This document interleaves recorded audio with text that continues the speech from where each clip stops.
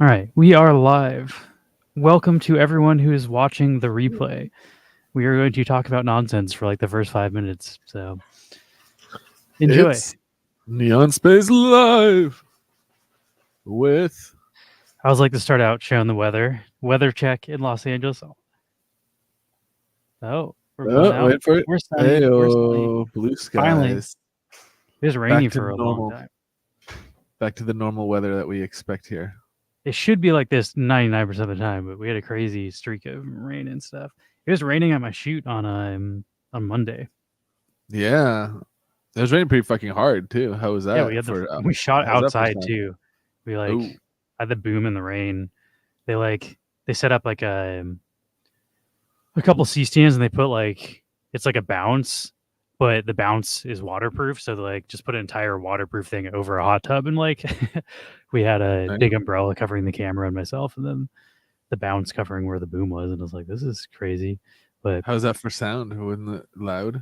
The rain. yeah, hitting the not bounce? great. Turns out the sound hitting a tarp rain hitting a tarp sounds like rain hitting a tarp. You can hear that. Yeah, I was gonna say it sounds like it would be loud. My whole thing is like, if you can see the rain, it's not an issue. It's more of an issue if it's not supposed to be rainy, but I don't know, like in the edit, if they're going to try to make it look like it was a sunny day or something, in which case that will not work. But if they're in a hot tub in the rain, then it's like, yeah, hearing rain in the background is fine for that. So you can hear what the people are saying. Okay, well, it's probably fine then.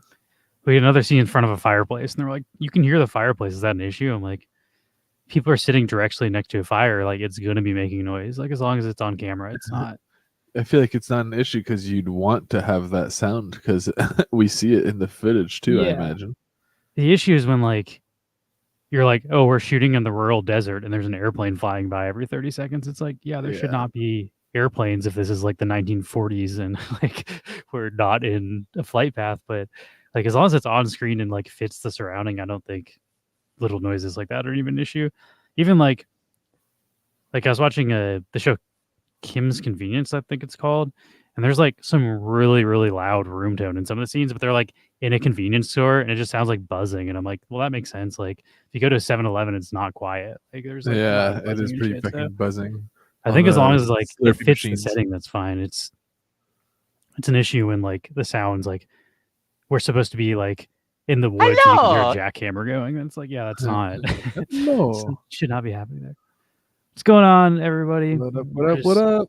Hello. Shooting the breeze while we're warming up before we get into our bull market talk. Yeah, lovely day in crypto. I did my first onset sound gig in a while, so I was talking about that on Monday. I sold 11-hour shoot, 11 hours of booming and doing sound. I'm still tired, like my body's physically sore from it. I've not done that in quite some time.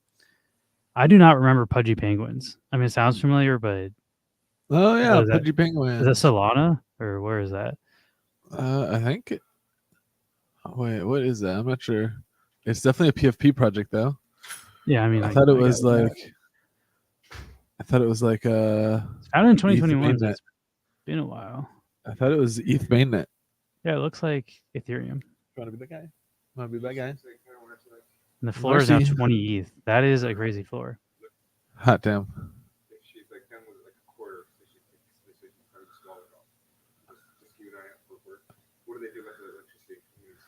Oh yeah, they replaced our fuses today. They came in the morning and replaced 2 fuses. I think both the bedrooms. Yeah, both the bedroom fuses are now. Yeah, Lewis said he stress tested it today and it is working better. Floor 90 days ago was half. It was 10 Ether, which is still insane for a profile picture project. Personally, I would have sold it 10 ETH. I would have been paper hands in this, but to me, no profile picture is worth fucking 10 Ether. That's crazy. But now it's up to 20. So if you held, good for you. He said, I mentioned to Max, looked at it, and it was like 4 Ether. Oh, wow. So you've come up 5x if you bought then. Yeah, I like NFTs and collecting stuff, but not at that price. That's a little too intense for me. I like collecting stuff for fun, and like in real life, I wouldn't spend 4 Ether on a painting. So like, I'm not gonna do that. I remember seeing it, but I was already priced out at 4 ETH. I mean, good moves for sure. Mahal said he didn't because he was caught up in Wombat. Yeah, it's I don't know.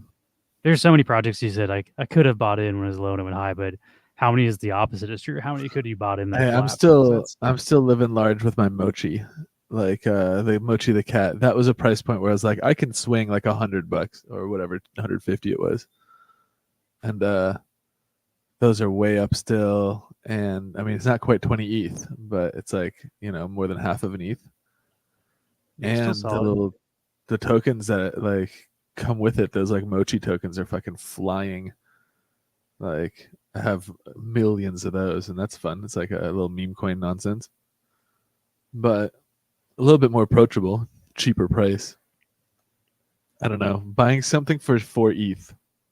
The most I've ever spent on any NFT was 2.9 ETH, and that's for like that was a lot of money. Yeah, for a DeFi protocol at the time, that was probably like $13,000 too. It was a lot of money to buy for an NFT. Yeah, I did not enter that project when you and Mark were talking about it. I was like, that is out of my price range. Yeah, and even that was like that's still less than the Penguin, and that had like a DeFi utility that I actually like made a good amount of that money back with. Although I did not make all of it back, and the NFT is worth a lot less than I bought it for. So didn't go as well that time. Not quite as pudgy. Solana marbles on stream. That sounds kind of cool. Oh, what? I tried to convince those people to get to Wax a long time ago. It's actually made by Pixel Studios. Those motherfuckers. They told me they weren't interested in crypto when I was talking to them. Like I talked to one of the heads of this company. I was like, hey man, like all of the big streamers on Wax are doing this. Like, and people are buying shit for absurd prices with like no utility. If people could have custom marbles that were NFTs in your game, I'm sure they would pay a healthy amount for it and you would make money. And they were just like, yeah, we're not really interested in crypto.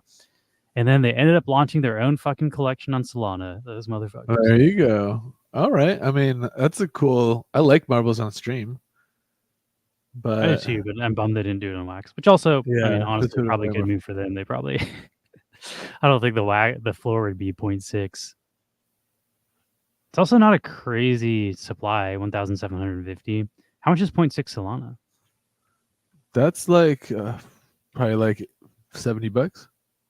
Yeah, that's like within the realm of something I would ape into. Yeah, that's like reasonable. Like it's still a little pricey, but it's like, you know what? I'll throw a little bit of my ETH into that, especially now that ETH is up so fucking much. Like we're up like if we were still doing marbles on stream all the time, I'd be interested. But I would too. I'd be way more. I burned myself out on marbles on stream. Like I can look in my Steam right now. That's like the most I have 1,200 hours in marbles on stream, which is like that was also like over most of the span of like a little over a year. Like I did the math and it was like I spend like multiple hours a day in marbles on stream or something. It was like, damn. Or maybe like an hour a day, which is like that. We were also streaming 7 days a week at that point. So like, yeah, we were doing marbles like more than we weren't, and I burnt myself out on it. Grubfish is also easier now because it has the Wax giveaway integrated into it, so I don't have to. That's true. That's really nice. Shit. Interesting. And apparently, they have a token for this marbles on stream. I don't know if I agree that Solana will beat Ethereum. I think that's a bold prediction. Very bold. Fortune favors the bold, but I don't think Fortune will favor that prediction. Yeah, I don't know. Beat them in what sense? Maybe in marbles on stream NFTs.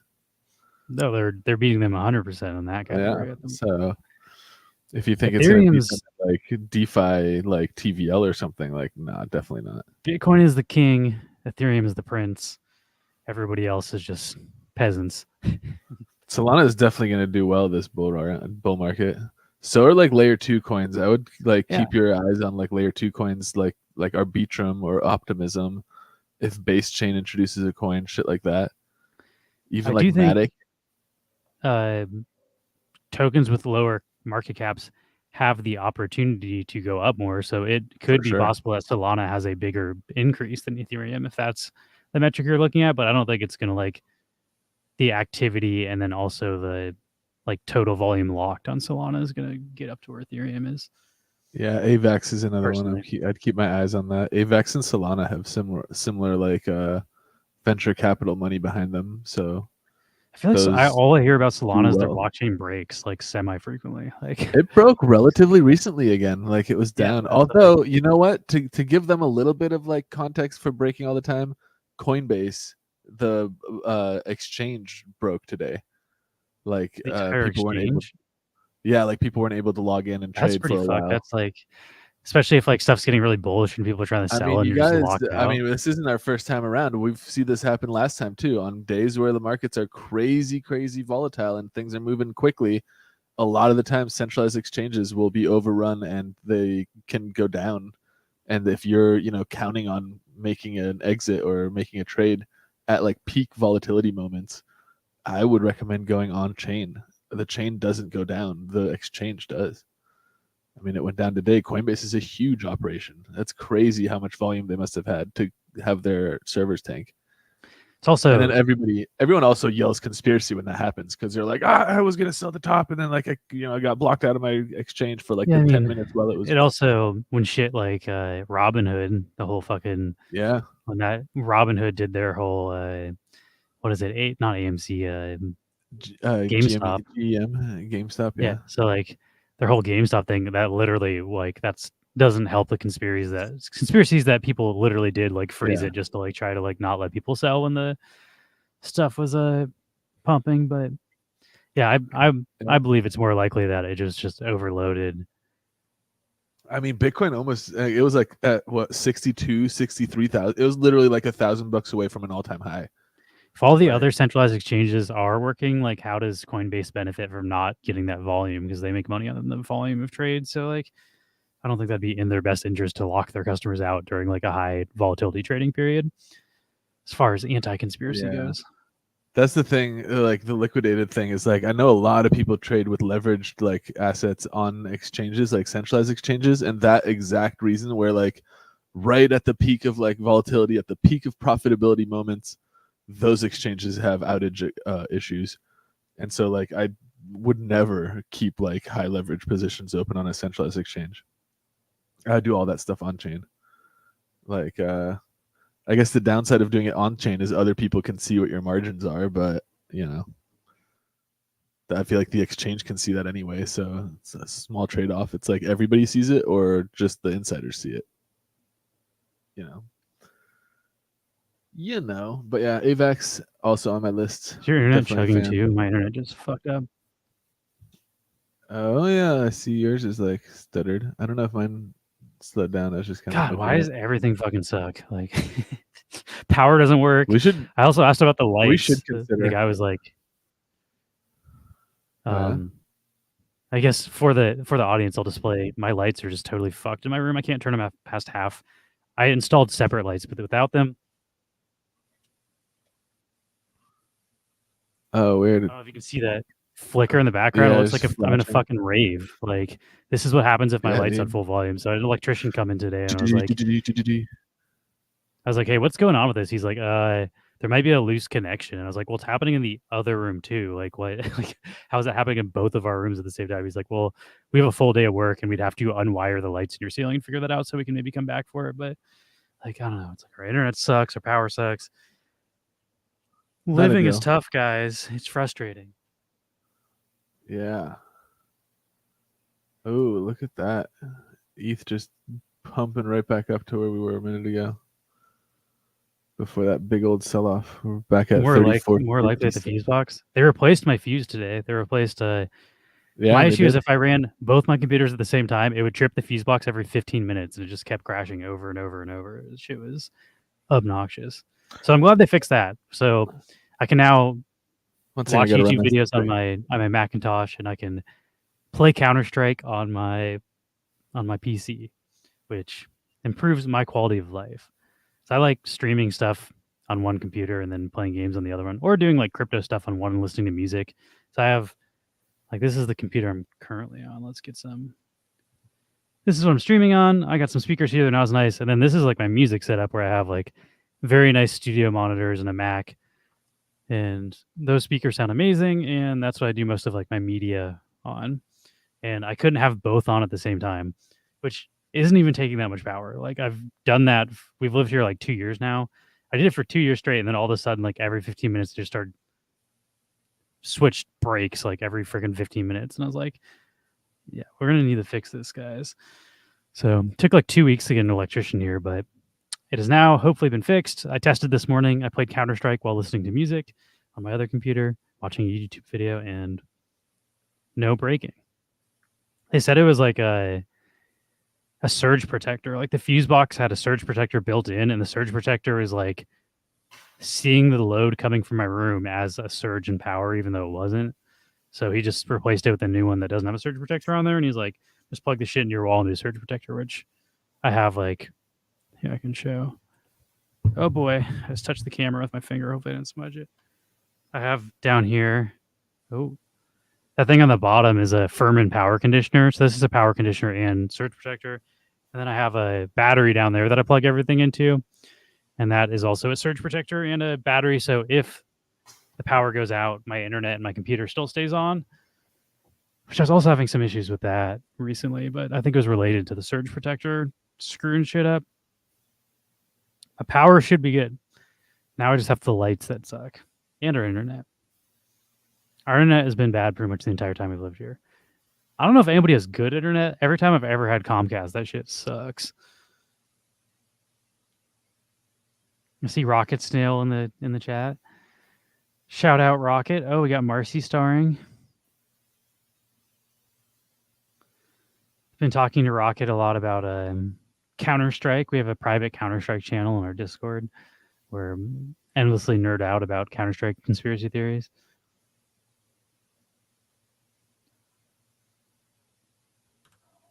There's a cyber attack? What sort of cyber attack?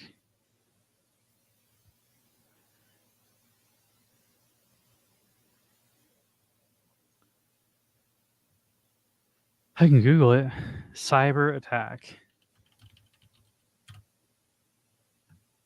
U.S. pharmacy outage triggered by Black Hat ransomware. Is that what you're talking about? Cyber attack on insurance giant disrupting business for doctors. Is that the same thing as the pharmacy, or is that different? Are we having massive cyber attacks like every couple of days? Cyber attack on healthcare network impacts Nebraska hospitals. Iran hackers use Israel hostage site for cyber attacks. The news is just scary. Googling stuff, scary.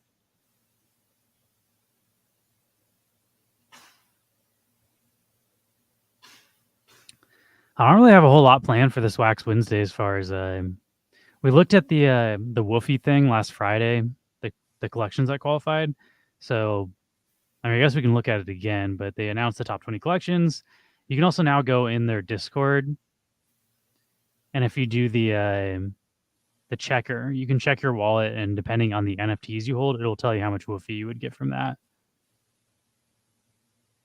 So if you're interested in that, let me give you a link to the Woofy Discord.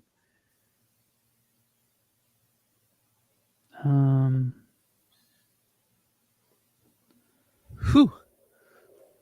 There we go. Damn. Get Ethan moving. So here's a link to the Woofy Discord. They have a channel where you can check based on the NFTs you're holding how much Woofy you got. So that snapshot's done. The top 20 has been announced, and if you're holding those, it even tells you, like, they did the snapshot of how many assets you had in wallet and how much you get per asset, so you can verify what you got if you're interested in that. Really? They have like for the NFT one, huh? Did you check? Yep. Did you get anything? Was it like I did not. People with NFTs got like more than the people. Like, it was more lucrative than holding 10,000 wax if you had a bunch of NFTs from some of those collections. Like, there's people who got like over 10 billion, I think, or something, like people that were whales in the collections. So if that was your goal, like, worked out for some people. I, again, don't know if it's worth aping into that stuff for that. I'm also fine with the, like, I got an amount where I'm like, I don't need more Woofy than this. Like, I have my exposure to Woofy. Yeah, same. Let's see if I can find, where's that channel? Oh, the checker. Here it is. Poppin' Stock said, I ended up with 11.1 billion Woof. It might be worth $10. Was that mostly from your Funko collection that you already had, or were you buying into like Spinner, whatever, Spinia?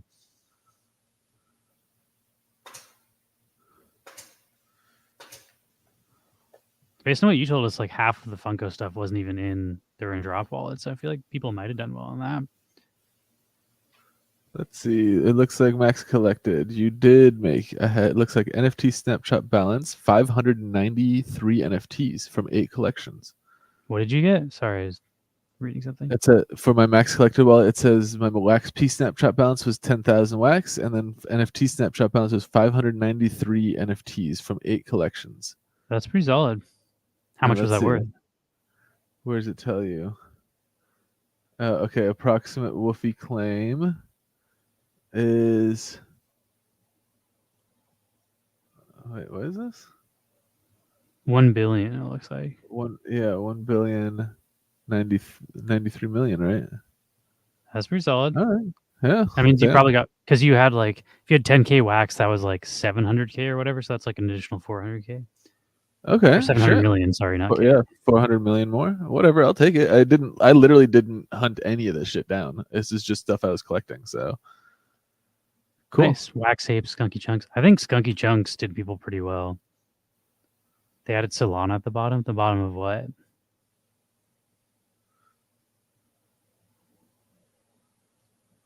Oh, in the Discord?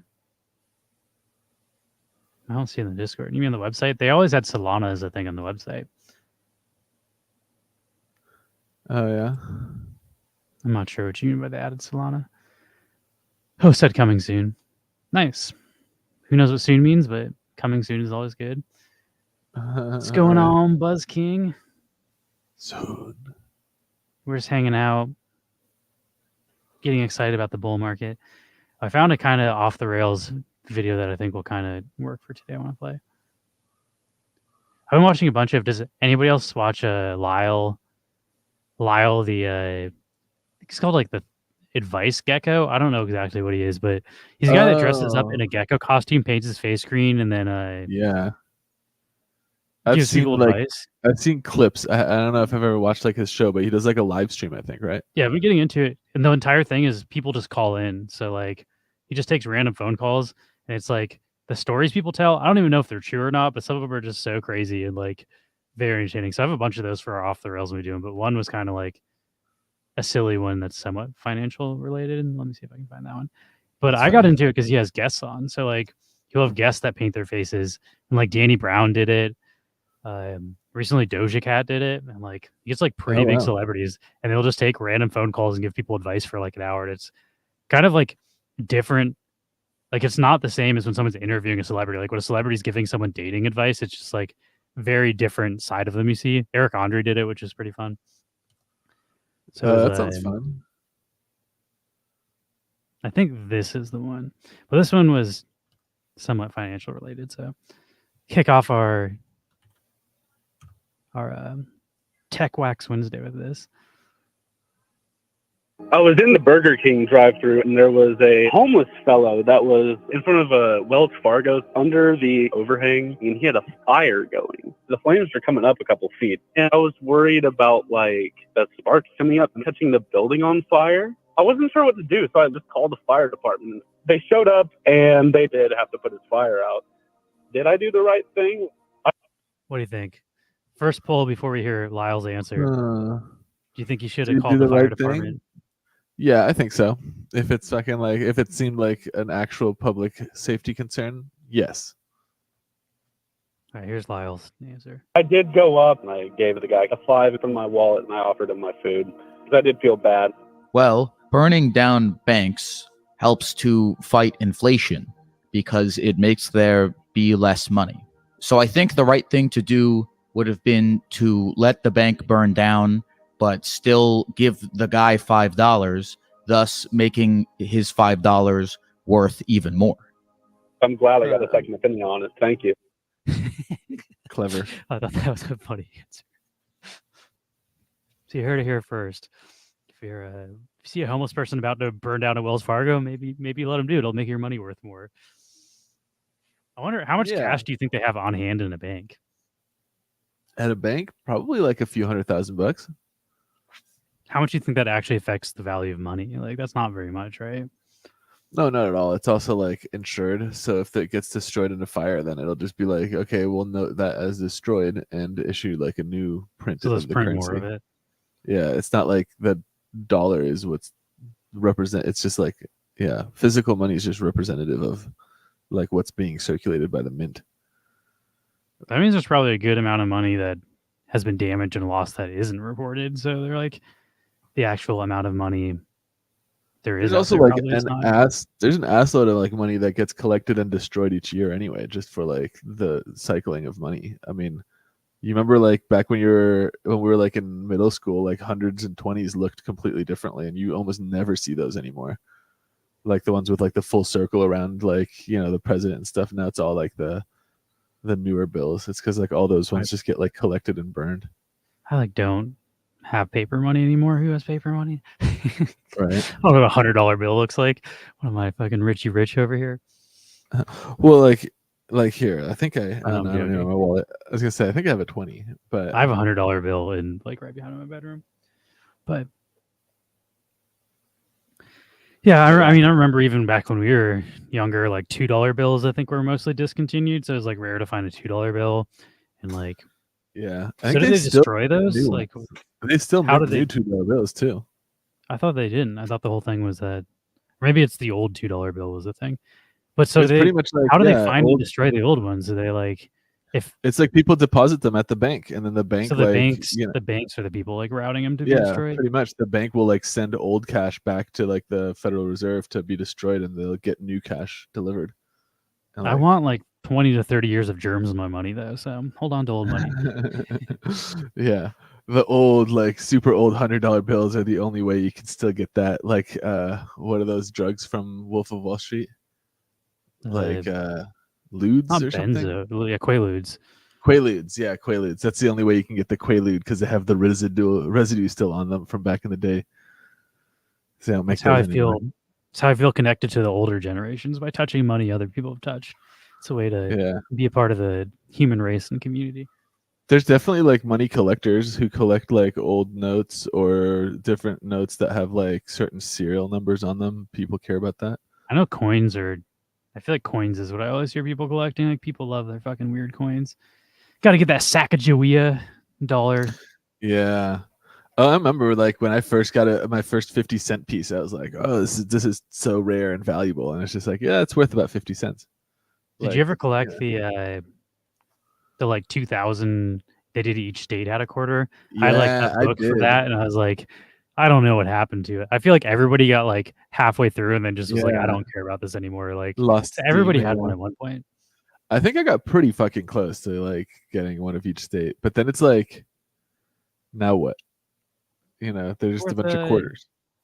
What is that worth? Like $15, $16? Right? Yeah, 50 times 50 divided by 25 cents.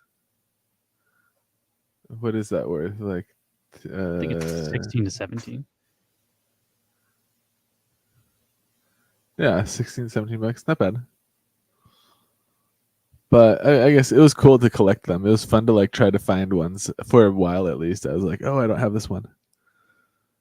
But yeah, I don't remember having mine. I do remember like for a while caring about that and having like, because I had like a book display where it had like a slot for each one, and it was like shaped like America, so you'd put it into the state. I was like, yeah, this is sick.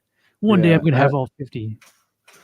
Yeah, dude, this is like, if you're looking for like the serial number, that's almost like people in NFT communities looking for mint one and shit. It's just like, yeah, people like mint one of, you know, a $2 bill or something, or a $10 or $5 bill. Just try to find that serial number. I think I probably spent mine on like Slurpees when I was a kid. I was probably like, you know, it's better than collecting state quarters, buying soda. Yeah, that seems more like. We should look on eBay and see what those are selling for. Let's see if I made a mistake. There's no way in hell it's selling for more than like 17 bucks. I don't know. I don't think they still make those quarters anymore. Do they not? I guess maybe not. $60. What? 309 sold. So that's selling. 72 sold at $140. Okay, these are not the same. These are colorized state coins. Oh, well, that's cool as fuck. I never seen them colorized. They're still $60. I mean, with inflation, I don't know if that's probably just like the value. Yeah, if you had just taken those quarters and put them into the SPY. I think this is the exact one I had though. Is like the book with the states where you put them into the. Yeah, pretty much. That looks familiar. It's like a little map that you stick them into, right? At least mine was like a little map. Yeah. Oh yeah, there it is, a little map. I don't remember, what did Washington look like? What was on Washington? I think like an apple tree and salmon or some shit, like a little salmon jumping. Salmon sounds familiar. Oregon has like some trees. Oregon Trail like wagon on it, right? Washington has a salmon jumping. Yeah, jumping salmon. Look, it's okay. What was California? Is California like oranges or something? Oh, they had territories. They had Puerto Rico, District of Columbia, Guam. I did not get that far. American I didn't get that far into it either. I just had the states. I just got Virgin Islands. Well, that adds to the actual like monetary value too. So yeah, it's gonna be over 16. I just had the 50 states, and then I had the like Sacagawea like gold coin. I had another like slot in my booklet. Let's see what those sell for. How do you spell Sacagawea? Oh my god. This is a bad spelling. Oh, I spelled it so bad it didn't even pop up as like an auto suggest. There we go. Saka. I was actually not that far off. It looked cool. That was gold. Yeah. You can get someone for $12. What? That way. Appreciated pretty good. Damn, that's a lot more than you could literally go to the bank and get full rolls of those at just $1, like 1-to-1. Oh, it's a 2024. How do they have pre-mint uncirculated US mint? What does that even mean? Like, okay, so it's not actually legal tender.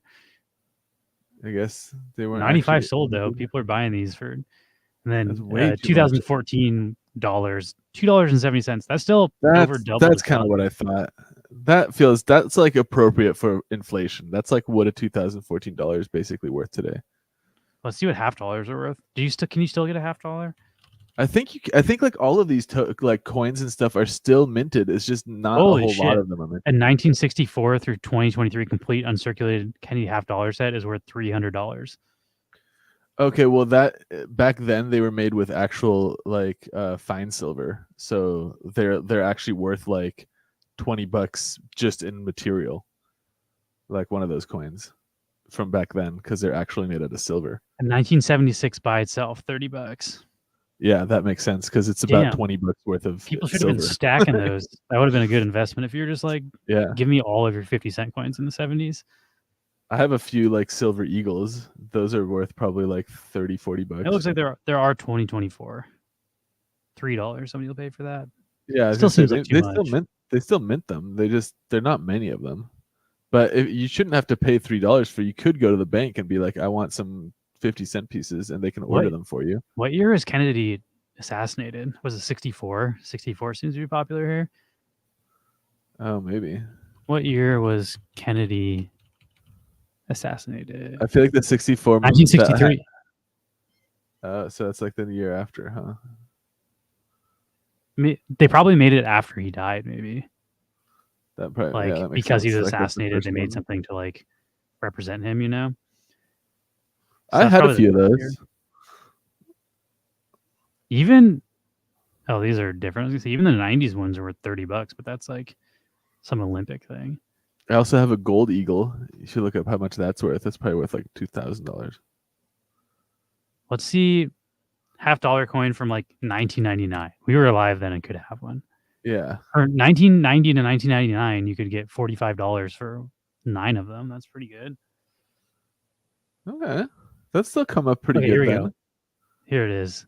$5.95 for just a single one and 40 of silver. Okay, I should have fucking kept these. That's almost 10x, yeah. Should have put all my money into candy. I should have got less Reese's and saved these. Who would have known? All right, so what do you want to look up? Your gold something? Gold dollar? Gold eagle. It's like a $100 coin. There's a $100 coin? What the fuck? Yeah, but it's made out of pure gold, so it's worth like thousands. $300. There should be like a full gold eagle that's 1 troy ounce of gold should be worth probably like $2,200. Is there an eagle on it, or Uh-huh. is it just called Gold Eagle? Because this has Lady Liberty on it. Oh, those might be like the current iterations. They also make like lower value, like weight ones.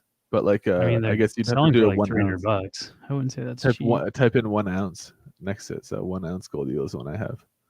It's 1 troy ounce. That's more like it. Like 2,160. That seems about right. $3,000. Yeah, but mine's not like in a little case like that. Mine's just on its own. 2,100. Random year seems weird. You won't even tell me what fucking year it is. What year? Do you know what year yours is? Let me go see it. I'll grab it and take a look at it. We're becoming coin collectors, guys. Screw NFTs. We're going all in on buying coins.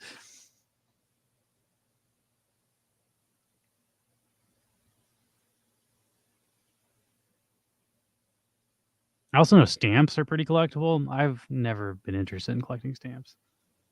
Even coins, it's like, where are you going to put these things? Like, you just have like drawers full of coins somewhere? Like, I don't know. My room is fucking filled with audio equipment and junk that is not worth that much.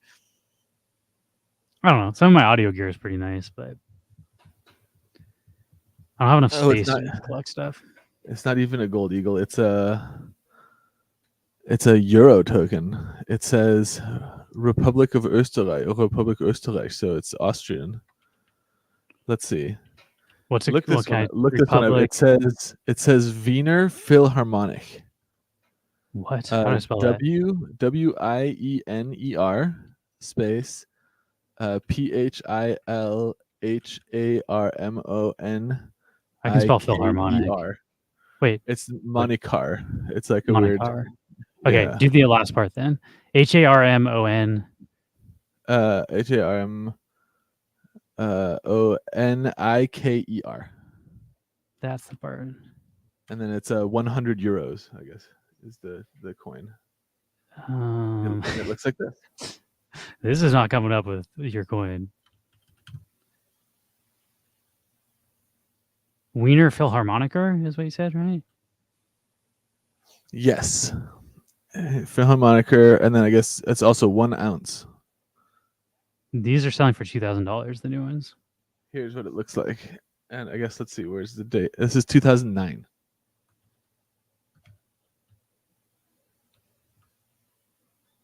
Okay, here we go. These are 1/10 ounce, though. We want 1 ounce.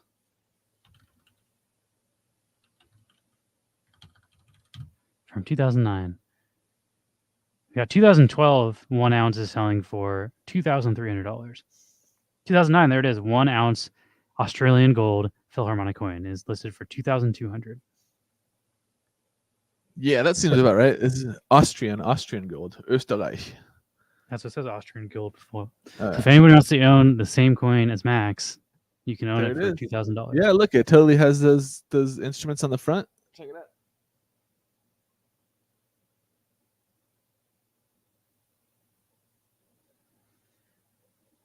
Might be worth a little more than your woof. Who knows? Maybe woofy old moon, and you can sell your woof and buy some gold coins. That is a cool coin, though. I like the instruments on it. If I was going to collect an expensive coin, that'd be one that I'd want. Was it a gift to you? How'd you get it? I was just the first time I think Bitcoin like exploded in my face, I wanted to buy some gold, so I sold a little Bitcoin. I went to a gold vendor, and he had like different coins, and I was like, I like this one. How much did you pay for it? I paid $1,740 something for it. I mean, you're up like $500. That's not bad. Yeah, it was also like 3 or 4 years ago, so I've been holding this for a while. Let's see if we can find sold listings only. But yeah, I paid like a little less than 1,800 for it. How is this showing me shit? Oh, you can't find any sold results. I do feel like just because it's gold, like the gold is worth that amount, though. Yeah, that's what he was selling. That's what it was like. I chose the coin instead of like some other pieces just because I was like, I think that's cooler. But they were all about the same. I think it was like $10 or $15 more than like just I a would rather square. have a coin than just like a fucking chunk of gold, personally. Yeah, and then he had like the American, like the Liberty coin as well, and there was like a couple other ones, and I was like, I want the one with the instruments on it because that's cool as hit. It's a cool thing. I do like the idea of getting maybe like the smaller, like couple gram coins, because like a multi-$1,000 coin is a little ridiculous, but like a couple $100 one might be fun.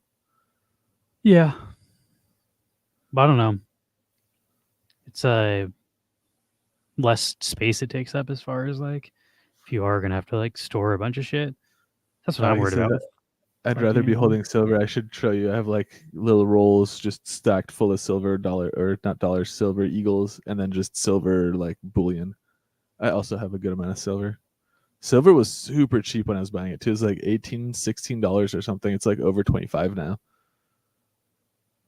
It's you could buy like, I think I was buying like 10 ounces or something for like $200 with shipping and everything. And how much is that worth now? I think silver is probably like 25, 20 something. I mean, how much would the same thing you bought be worth? Oh, I guess the same thing would probably be like, if I paid 200, it's probably like 250, 260 now. That's a pretty good increase. At least keeping up with inflation.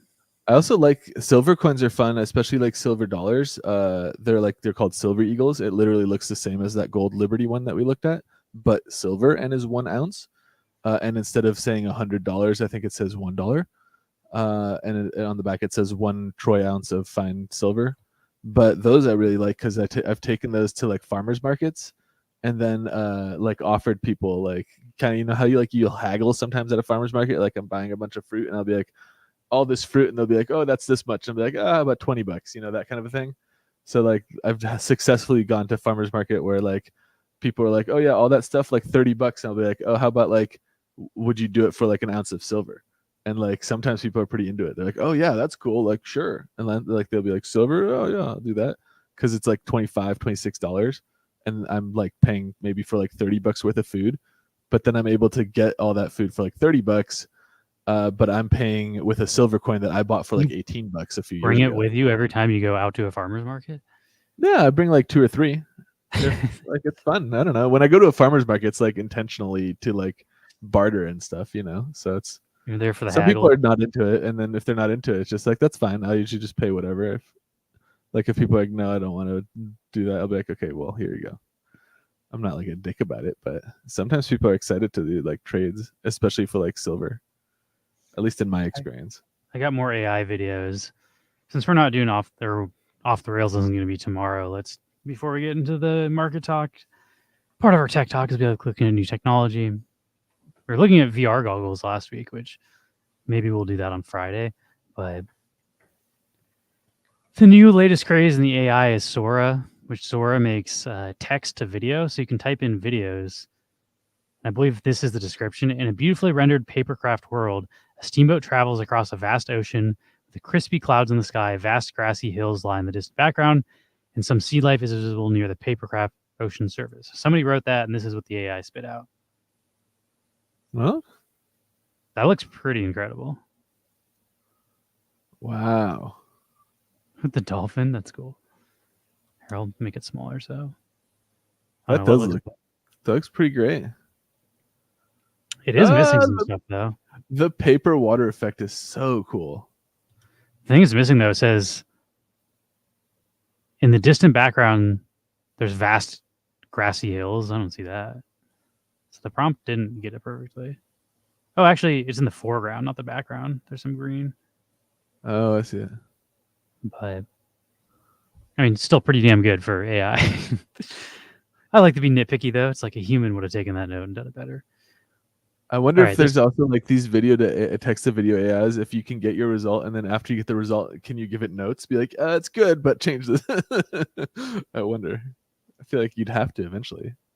Would you react to a darts clip? It's insane. I don't know what a darts clip is. You mean like someone throwing darts? I would. I would. Yeah, I mean, if you send it to us, we have an off the rails channel in our Discord. We'll watch pretty much any video people send, assuming it's safe to watch on YouTube or Twitch, you know, as long as there's not extreme violence or nudity or copyrighted music. And if there's copyrighted music, we can play it on mute. But yeah, we got a channel on our Discord called Off the Rails. We probably won't watch it today, though, to be honest. I think we're going to do Off the Rails on Friday. Today's supposed to be our like technical day where we talk about Wax projects and we also talk about like technology stuff. Although, I mean, we can do whatever we want to be honest with it. I think Friday we're going to watch all the weird videos that we like watching. All right, this one says, a surreal scene unfolds as a giant translucent jellyfish floats gracefully through a deserted cityscape at dusk. The scene is shot on 35mm film. It's a lot of flavor in those descriptions. This looks kind of janky, to be honest. Yeah, this is like a 90s style effect almost, where like the jellyfish is slapped over the top of like a background fly-through video. The background's also like doing weird shit. Like it's not. They don't. Oh, that looks cool. The jellyfish doesn't feel integrated into this at all. It's also like moving. Like I don't know if that's just the upload quality, but like this is shaking like up here. Oh yeah. So this one to me was not as good as the boat one. This boat one's really cool though. Like also stylized, like that doesn't look like.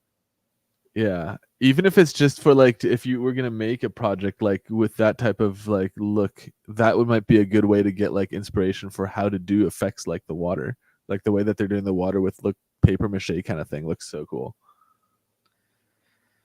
Oh, it's this looks real like photorealistic. You guys saying checking my Blast TV season hasn't started yet. Coming for the top spot. Yeah, the next tournament. We do Counter-Strike Fantasy. We have a Neon League. I think it starts on the 8th, the 7th or 8th. So it starts next week. And Team Spirit, if they both make it to the finals, are going to play the Falcons. Team Spirit has Donk, who some people think is the greatest player in the world right now. And Simple, who is widely known as the greatest of all-time CSGO player, is coming back. He took a several-month break, and he's playing on the Falcons. So we could see the new great versus the old great, the new hot shit versus the old guard, and see who wins. Could be really fun to watch. But if anyone wants a link to that, hit me up in Discord, and I'm Lewis Polish Dog 90, and I'm happy to give you an invite link to our Blast League. I've been getting super into Counter-Strike lately. It's really fun. Like once you start digging through all the teams, like I just watched the Asian RMR qualifier for the Copenhagen Major, which is coming up. But let's watch this video. A scuba diver discovers a hidden futuristic shipwreck with cybernetic marine life and advanced alien technology. So these are always, I think, the trippiest when it like isn't animated and stuff. It's like AI generated humans. Okay, and the floatiness of it looks like, you know, that looks accurate to scuba. You even see the camera movement is the weirdest part. Everything else looks pretty good. Yeah, like it looks like it's on a steady cam of some sort underwater. It's weirdly like attached to him too, like the way it's. Yeah. Like it doesn't feel like a second person is following him. It's like the distance that we were saying from our diver guy is too. So it looks pretty good though. Very cool, yeah. Also, but that wreckage also doesn't look like it's underwater to me. Like the way it's rendered, it needs a little bit more like atmospheric, kind of like it needs. I also can't tell if it's because we're on Twitter and like you can't upload super high quality, but there's like weird blurry artifacts on all these. Like it's not just focus, like shit's like glitching out over here. It looks like it almost like like a Deep Dream fucking flickers around a little. Which I think somebody earlier in the chat was saying I can do Hollywood quality stuff like that is not good enough to be Hollywood quality. Yeah, that's good enough to be like a concept art though, for damn sure. I think so as well. Like I definitely think this is the like first iteration of this. It's gonna get better. So it's not to say that it couldn't be doing Hollywood quality stuff, but like that shot you would get asked to redo in a movie if like your shit was like blurry in the background. They'd be like, can you fix whatever the fuck that is? The other thing that could happen though is this could like cut out a shit ton of work as far as like they give this to an actual VFX artist and it takes out like 9 artists that would have done the first part. They get this done super cheap and then like except you don't have the assets, so you can't like I don't know. That's true. I feel like that's another side of this that's not there yet, where it's like if you want this for production, you need to be able to export every like aspect of these shots. Yeah, if each thing was a layer and you could use like adjust each thing, like the person was different than the background and the AI was able to spit out that, then I think we'd be in trouble. Like much faster, which might be I have seen like some things too where it's like it'll generate like a depth map or it'll generate like rotoscoping really like really quickly and really accurately for being AI. It have maybe a couple flickers, but it's usable like in production. And that kind of shit is really impressive. And that definitely takes jobs away from people. You know, people get paid decent money to rotoscope and to paint stuff out. All right, this one looks cool too. I like the more stylized ones than like trying to recreate I humans do with too, AI. yeah. I don't know like I don't think that should like I don't think you should eliminate actors' jobs and stuff with AI as far as, but like coming up with like a cool, and also I guess you should still have set designers and like artists making this stuff. But I feel like as far as like making something even just as reference art, like this is a cool way to do that. This looks sick though. Actually, let me read the script. So a meticulously crafted diorama depicting a serene scene from an Edo period Japan, traditional wooden architecture. Give me a hell yeah! Hell yeah! A lone samurai clad in intricate armor walks slowly through the town. People are getting juice in it, like the descriptions of these. Yeah, I'd say this one's pretty accurate. This is a diorama. This is a lone samurai walking through the town. Crafted. This still has some artifact issues. I can't tell if that's an AI thing or if that's a Twitter. You can't upload like terabyte large videos or whatever. But his helmet is like being fucking. Yeah, glitchy. there's like weird selective like blurring, like that doesn't feel like it's part of a depth of field thing. Like the depth of field is definitely like very shallow, but it's all over the place a little bit. It should, like the background being blurry is fine, but it's like where he is because he's the focus. Everything around him should be sharp. Yeah, or parts of like the walkway he's walking on look pretty blurry too, which is like weird because his feet are in focus and then like he's stepping on out of focus stones. This looks insane. What? Close up of a majestic white dragon with pearlescent silver-edged scales, icy blue eyes, elegant ivory horns, and misty breath. Wow. Focus on detailed facial features and textured scales set against a softly blurred background. This one doesn't have as much weird blurry shit going on. Like this looks pretty good. Yeah, that's pretty solid. The smoke looks weird. The origin of the smoke is a little like it's just coming out of the tongue or something. Yeah, it doesn't look like it's coming from the throat, which it should be. Yeah, but not bad for an automated like thing. Also doing smoke and interactive fluid dynamics to make it look like it's actually coming from where it should come isn't easy. It definitely is coming from like under the tongue a little bit. And then I think it intersects with his like mouth, like right there when he closes the mouth, it looks like the smoke is still outside of it when it should probably be inside of it. Not bad though. A man base jumping over tropical Hawaii waters. His pet macaw flies alongside him. I like this prompt. Like, yeah, fucking, this guy looks pretty human. I feel like his okay, face looks a little weird. this frame, I'd buy that. That's just like a GoPro shot or something. Oh, his hand got weird. Yeah, the flight path of the bird is also a little janky. I like the idea of someone's pet bird flying them while like hang gliding them. Yeah. I don't know if there's real videos of that, but that's not something I want to see. I guess that's the other cool thing that you can do with AI is like make shit that's like not. That shit was like 90. That was like 90% of the way there. Like that shot was almost spot on. Like the bird movement was a little odd. The like face and hands obviously still having issues, but for the most part, I'm impressed. This is for us. A dark neon rainforest aglow with fantastical. Is fantastical even a word? Isn't just fantastic? Fantastical fauna and animals. All right. This is pretty legit. This is like. Okay, those two kind of images feel a little this looks sick. That's cool. I really like ripping and the tearing. Ripping and the tearing. That one was good. I honestly wouldn't be opposed to making like an AI music video once this stuff is publicly released. Yeah, I would agree. So I like that visualizer cool. stuff like this. This one I like. This one feels a little like two different images. This one's my favorite. Yeah. I do wish it was a little zoomed out. I wish we saw like more of his nose. Yeah. The colors look fantastic on that.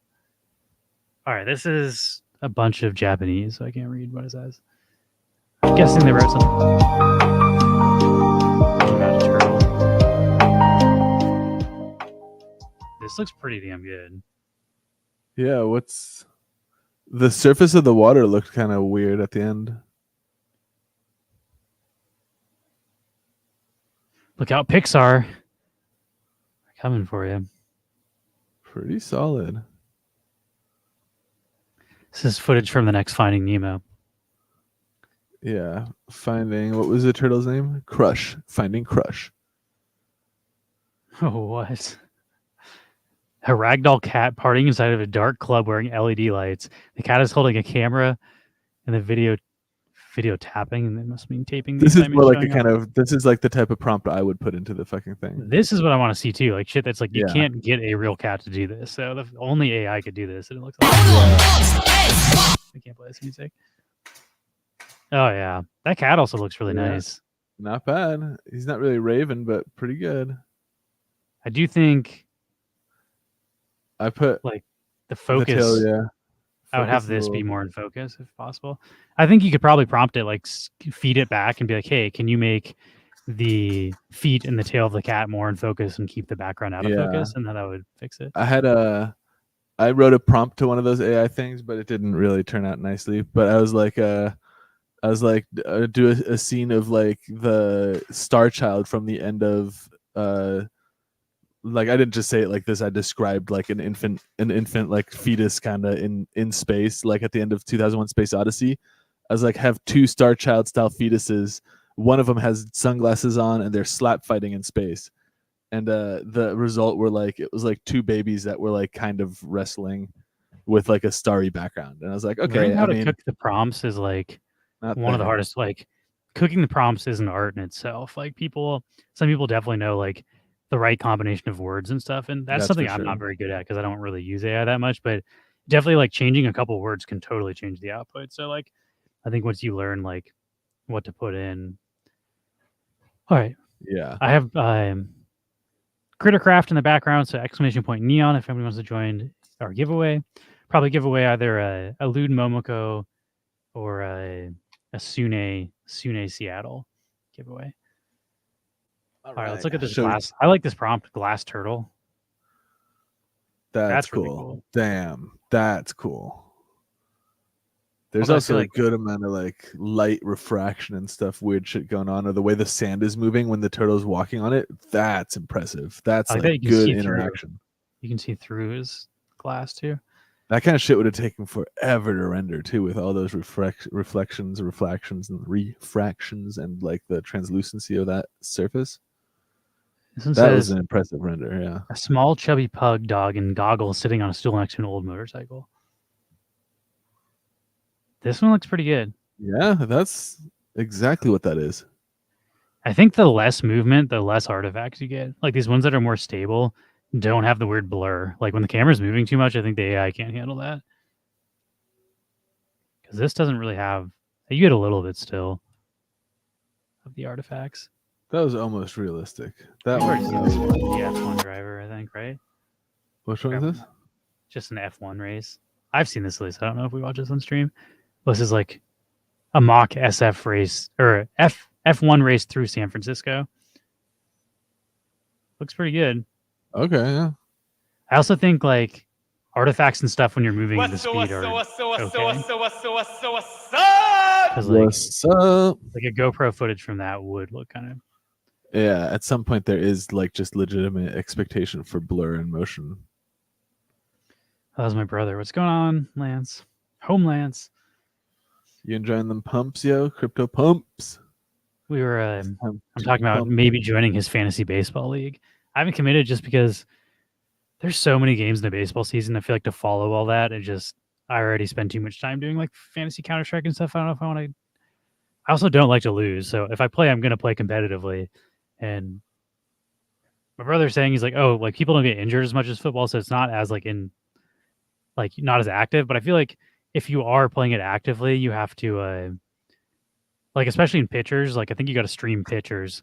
And like depending on which pitchers are doing good or not, you have to be like dropping and adding them. And in order to do that, you have to like follow the games to see how they're pitching, which that's the part that I'm worried about is like streaming pitchers. I feel like I could get way too into that and like end up tracking the stats of like every fucking team's pitchers.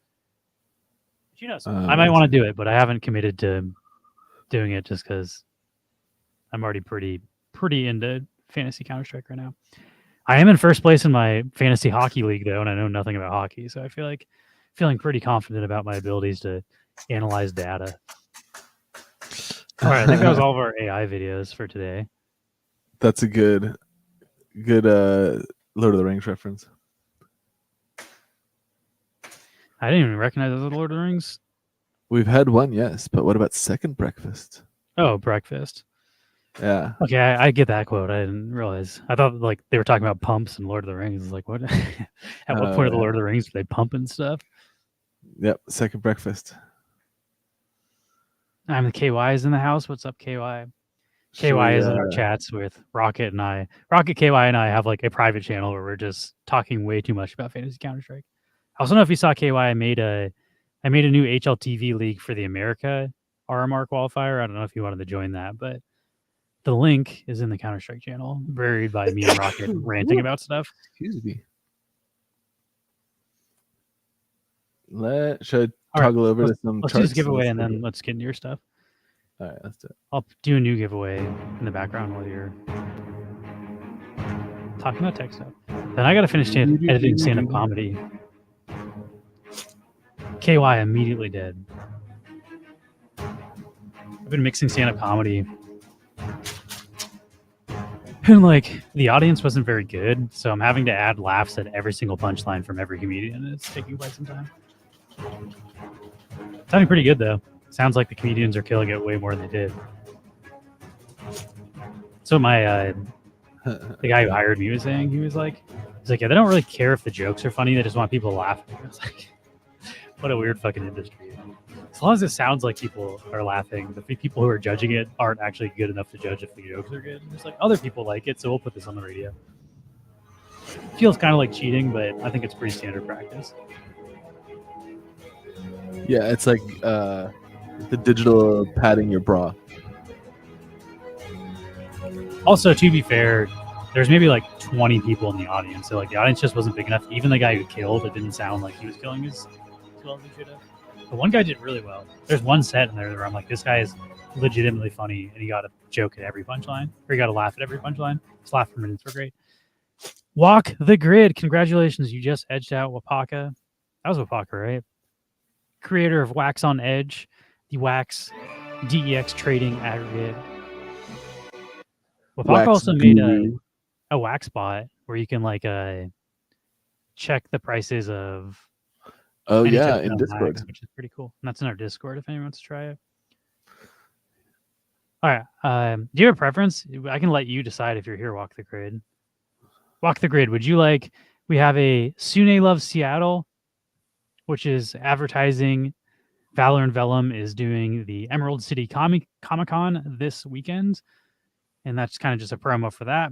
And it's got Sune in a rainy city because it's always rainy in Seattle. And then we have the Virgin Destroyer from Lude Momoko, which I don't know if I can show on stream because it's 18 plus, but it's just like a sexy Momoko, right? She's not like naked or anything, but she's got like lingerie on. Yeah. It's a little risque for stream. It's your choice. I can send you Virgin Destroyer or Sune Loves Seattle. Let me know, and you'll get one of the two. Or I can pick for you if you don't answer. But I did see you just say good game, so I feel like you should know. Right. I'm going to make a new form too. !Neon if you want to join our next giveaway. And that'll be going on in the background while Max does his thing. Walk the Grid wants the Virgin Destroyer. You got it. Mint 409, it's yours. Let's look at some crypto markets, guys, because it's bull market time. Woo! We need some like sound bites that have to do with being bulls. How much of Bulls on Parade can we play for Rage Against the Machine? Underinvested by a lot. All right, let me confirm this thing sent. Okay. Sent. Let's go. Look at that. This is the all-time high price right here for Bitcoin. We've never been higher than this. Look where we are right now. Hot damn, y'all. Feels good. Back at 61K. It's it's the bull time. So let's take a look at the market. We looked at this last week. and we were looking for Bitcoin to maybe chill out a bit before, bouncing on support. So if I go back to the daily chart here, moink, and let's reset the chart view so we're actually closer. Here's kind of what we were at last week. We were seeing the markets kind of chilling out. We were looking for, so each one of these lines is 1 day. So 1, 2, 3, 4, 5, 6, 7 days. Like this is where we were looking at yesterday, or last week rather. That's Friday, Saturday, Wednesday. So we're gonna go back to Wednesday. Here. This is where we were when we looked at the market last week. We were still kind of like starting to turn down here on the SRSI, and we're starting to kind of come back down. And our assessment was that, we're looking for Bitcoin to pull back during the week to kind of find support on our strength band and bounce up from there. And then that's basically what happened, a little faster than I expected, honestly. But yeah, you can see we did kind of like pull back. We cooled off the SRSI all the way down to the bottom here before we kind of broke out and pushed up, still having room to get to 100%. We're not even all the way up yet. If we zoom all the way out to a weekly chart, similar deal with the SRSI having plenty of room to continue its pump. And then you can see here, if we zoom out on the weekly chart, we are about to make new all-time highs, or at least we're retesting the previous high from last bull markets, from the last bull market peak. Historically speaking, that is generally that retest of the previous peak is generally, so if we look at like here is like the last time we got a retest for the peak, so I guess that would be here. We moved up to that previous high, and then we just kind of shot off into the bull market.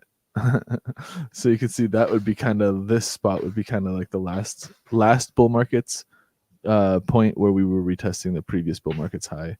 And then if we go back further than that, it actually kind of stops being quite as clear. It's kind of flattening out is why it starts to look like that now. But this is exciting. We're definitely getting really close to, the all-time high. And at that point, it becomes like the price discovery phase again, where there is no longer resistance levels to track, where it's like, oh, we have a lot of resistance here. We're not going to like move beyond these. Like once you're on the all-time high, then there is no resistance to track. And we're basically just trying to find where it is by potentially rocketing to new crazy all-time highs. We'll see. That's generally what like the Degen hype crowd is expecting and hoping for. And it's totally playing out like that. I mean, a lot of people were expecting, me included also, something more like this, where we get a push close to the previous high and then a kind of a cool off leading into the halving event, with the real bull market run starting after the halving happening, which would look something like about to where we are now, maybe not quite as high here, and then pulling back to maybe like, down here, which is again like the level of still during the bull market, but the resistance level there, kind of retesting that point, which is what, like 32,000, 33,000 maybe per Bitcoin. So about half, a little bit less, or a little bit more than half, a little bit less than half, but from here. Like basically moving to that in the coming 3 or 4 months, and then from there pushing up and getting is kind of like if we're going to see the same cycle continue to repeat, that's kind of the expectation there. Although we are definitely looking pretty bullish. If we zoom out even further, let's go to the monthly. I haven't done that in a while. You can see we did get our bear print on our monthly candle, which doesn't happen without a following bull market. But even last time we got that bear print, you see we did get the bear print right before getting that pullback. So it's definitely interesting to see now. Are we also going to get that kind of a pullback? Probably would be to the band here, which is similarly around 35K, like we were just pointing out. But will we get that pullback before pushing up, or will we just continue kind of like crushing higher? We'll have to see, staying tuned to this market. But moving into the coming week, let's look back to the daily chart. Looking to move into the coming week, we'll probably, like I said, since we're retesting old all-time high kind of levels, this is historically where the resistance for Bitcoin was. We couldn't push past this point last time around. And so it's likely that there still is a decent amount of resistance here trying to keep us below new all-time highs. So I would imagine we kind of run out of steam and don't continue to make these types of days in the coming 2-3 days. I would be surprised to see us push above 70,000 in the coming week. It's still ridiculous, like momentum and bull run, but so that's just kind of like I'm expecting basically to find some resistance here. We'll probably cool off, but again, get a cool off that probably keeps us in a bullish trend and keeps us above our strength band. So we'll probably cool off and stay above 55,000. So in the coming week, that's kind of how I'm feeling for Bitcoin. Ethereum has a little bit less of that feel to me.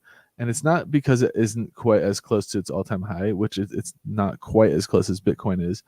But it's also to do with the Ethereum in Bitcoin chart. If we look at ETH instead of ETHUSD, BTC, and look at the chart where Ethereum trades against Bitcoin, in terms of Bitcoin,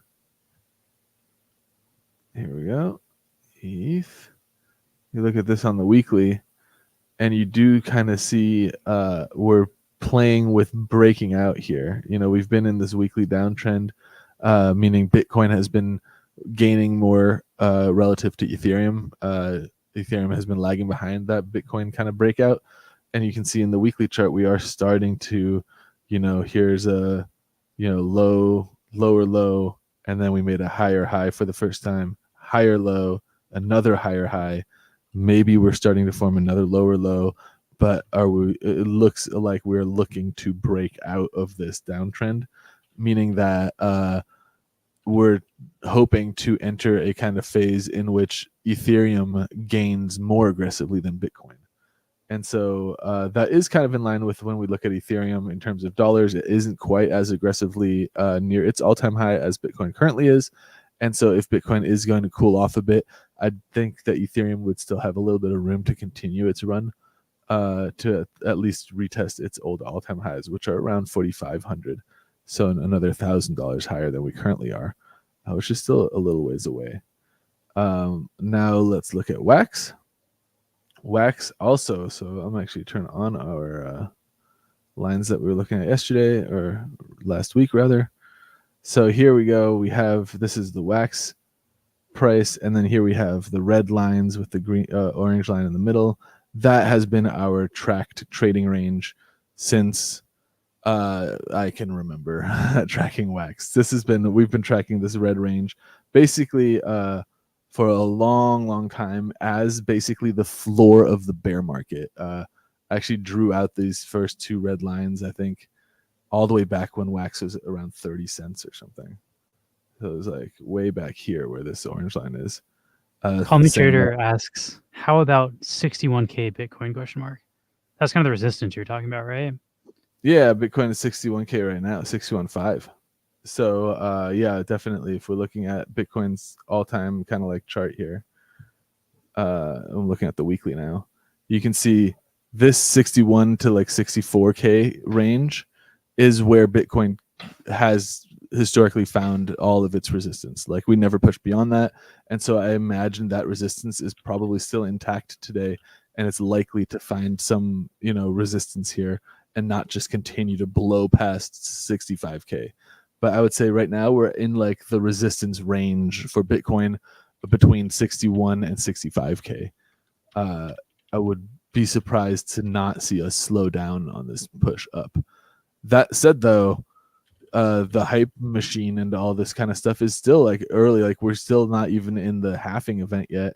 We're still a huge amount of demand coming from the spot ETF. Like institutions buying Bitcoin from that is outpacing the amount of Bitcoin that, you know, exists or are being mined by a factor of 10 or more pretty consistently.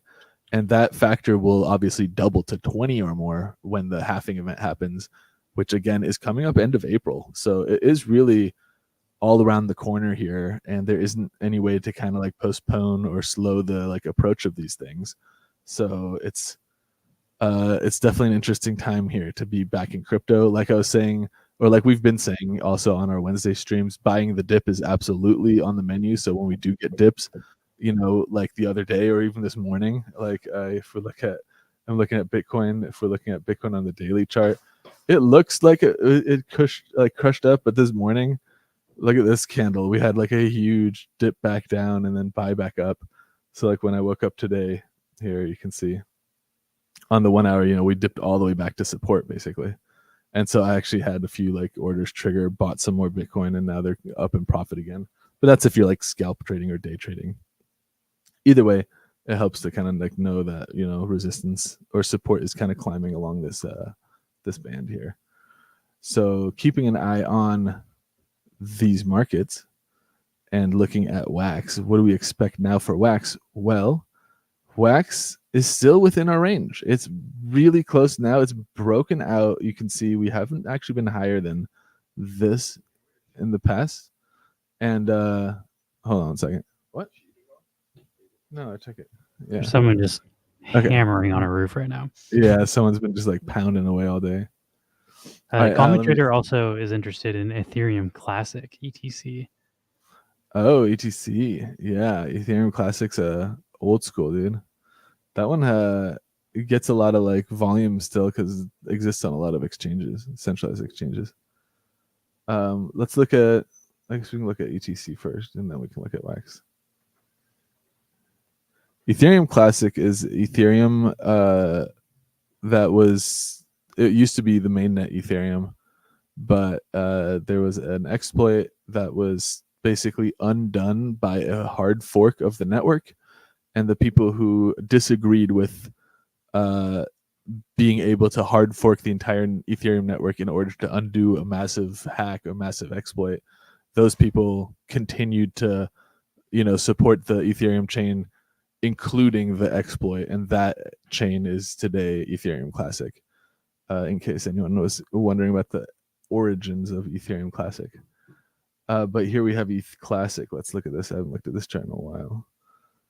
Oh, wow. So similarly, this actually is still quite a ways off from its last bear market highs.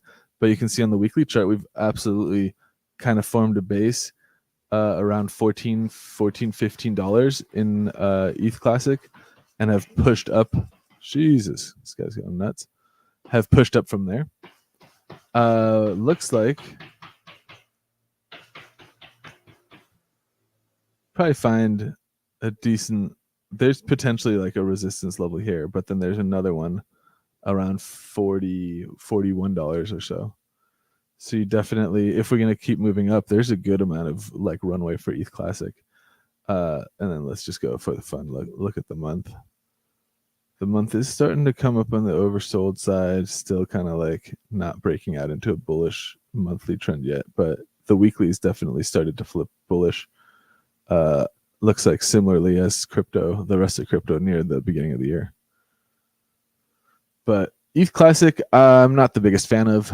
I think it's just like I stick to ETH mostly personally. But it does exist and it is still traded pretty regularly. So check it out.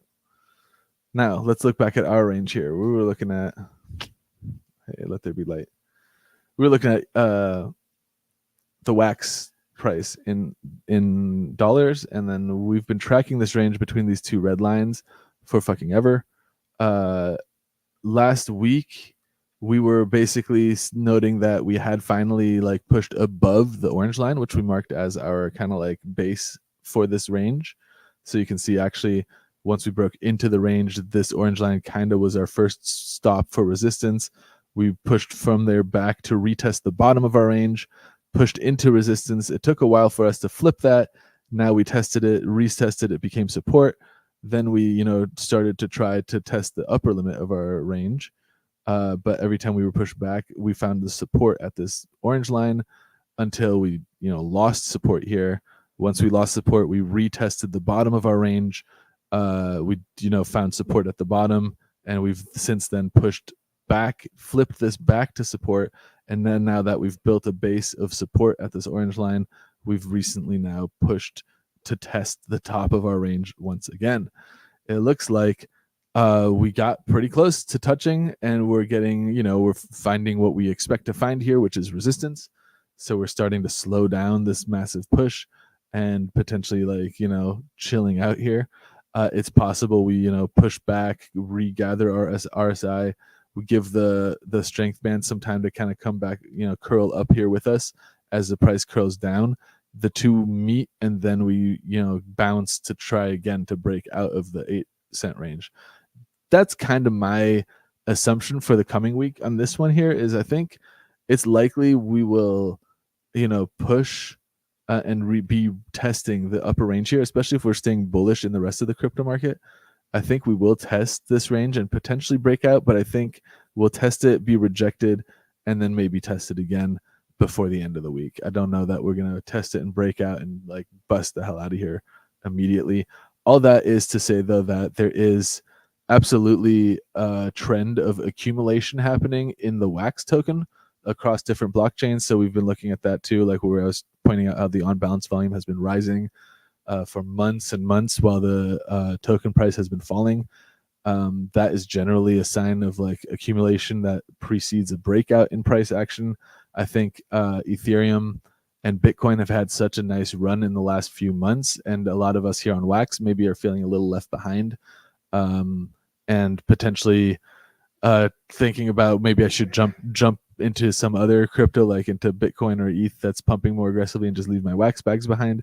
And obviously everyone should do what they want at the end of the day, but I do think that there is a decent case to be made for Wax looking for a breakout if we do get to push beyond our 8 cents limit here, which has been a strong level of resistance for a long time. I mean, look how often we tried to break out and couldn't maintain the price above here over the last, this is all the way back in 2022 already.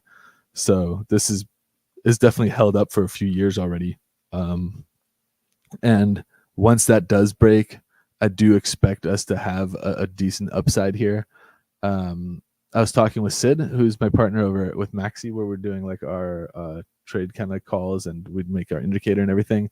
And he was also charting Wax, and he has some pretty bullish predictions for a breakout as well. And he actually wants to come join me on stream next week, Wednesday, if you guys want to hear what he has to say about the Wax price. He's kind of like the chart reading master who's posting in the crypto channel often. If what Sid says comes true, I'm gonna be a real happy boy. Yeah. So there's the peak for some of those models is pretty high for Wax, and it also suggests that a breakout, when a breakout starts, it can be very, very aggressive.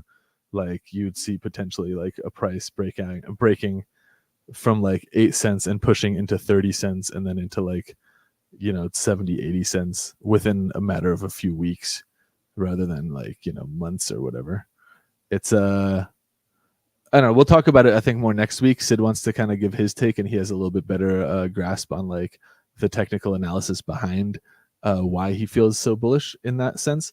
But I think the kind of takeaway for me is I haven't been selling my Wax positions even while other crypto assets are doing better, and I do expect Wax to kind of have its moment as the rest of these markets kind of are running kind of into their long-term resistance areas. So looking at Bitcoin right now and looking how it is, approaching historical resistance, it's relatively likely, and I think there's a decent amount of sentiment out there that kind of shares this opinion, that Bitcoin cools off here a little bit, and some of that Bitcoin rally money from the last few weeks then distributes into the altcoins, and you get the altcoins pumping a little bit harder in the coming week while Bitcoin kind of stagnates a little bit and builds its base. So with all of that in mind, let's take a look at what we want to do with our crypto, with our Wax for the coming week. So our assumption kind of takeaway here is, I think the 8 cent mark is going to be tested. I think it may hold and push us back down, but I do want to maybe adjust some of my ranges to bring up. I don't think it's necessary for us to keep our range beyond this orange mark now. This orange kind of support line, I think that's a good place for support, so we can resize some of our liquidity positions so that we don't, supply liquidity beyond where we think the price is going to move in the coming week. So with that in mind, let's jump over to Alcor and take a look at what we got and how we did since last week. So for this part of the stream, I like to go I made a wallet here. I made this wallet on stream every Wednesday. It used to be every Tuesday. We would jump on stream and I would make a few moves based on looking at the chart, like we just looked at the chart. And so this week I'm going to, just follow up on the moves we made last week and then maybe make a few new moves based on this week's chart reading session there. So logging in. And let's see how we've done since last week. So I think last week we've been 100% in Alcor at this point. And if I go to earn and pools, we can see the pools that we're farming here. So we've been in the Wax Honey pool, the CMW Wax pool, and the USDT Wax pool. And it looks like we have, and so here you can actually see what's happened. So this is our range right now where it's set between $5 and 5 cents and 8 cents, which is in line with our red markings here, 5 cents to 8 cents. And you can see since the price has pushed so close to the top of our limit, so close to the 8 cent mark, our pool now, see here's if we zoom in here, that white line near the green here is the actual current spot price right here. And now we only have 2.1% more within our range before we move out of the range. And so what's happened is as we've moved from kind of the center here and we were split 50-50 between Wax and USDT in this pool last week, as the price has climbed to the upper limit of our range, our Wax has been sold from this pool and been used to buy USDT. So you can see we've shifted the majority of our position from Wax into USDT. That's the risk effectively here of impermanent loss that you suffer as a liquidity provider, because you're basically exposed to the rising price of the Wax token selling into the counterpart asset in your liquidity pool, meaning that if I had just held Wax in my wallet last week and to this week looked at that Wax would still all the way be there and probably be worth slightly more in US dollar denomination than the balance that I have left. That impermanent loss goes away if the price comes back down to where we started, at which point I'll actually be in profit versus just holding. But keep in mind that's kind of like the equation what impermanent loss is when people are talking about that. This pool I will likely rebalance, but the first thing I want to check is our farms, and I want to see what we've been earning. So I'm going to do my farms here, so only the 3 that I'm in actually pop up. And we can see that the yield that we're making in our USDT pool right now is down to about 19%. As more liquidity has been added to this pool over the week, that increasing amount of liquidity and those suppliers are sharing the same amount of rewards, meaning each person's share of that pool is decreasing and our APR goes down. Honey Wax, this is about the same APR as we had last week. So it's likely that the Honey Wax token pair has been relatively flat. How is like Honey and the other tokens do when Wax is pumping? Are they going with it, or are they losing value versus Wax? Yeah, so that's definitely the next thing we want to check is, so looking at Honey, for example, this is Honey on the daily chart. And so we were looking at Wax. This is Wax on the same time frame, Wax in US dollars. So you can see as Wax is pumping over the past few days, Honey and Wax relatively flat, a little bit of a sell-off, but relatively flat still. So the Honey price has moved pretty effectively along with Wax. Let's see CMW on the other hand. CMW.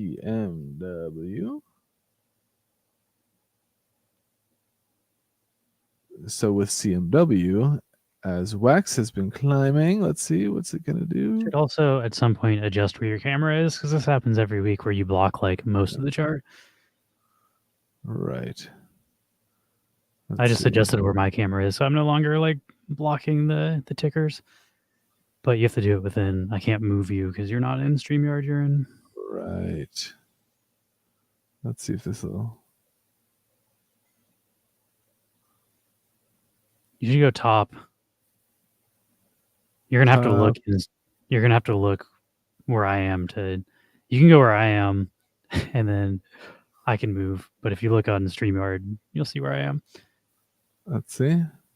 So I'm like taking the top banner area, but okay, let's see. Yoink. I think that'll be better. And then let me move myself.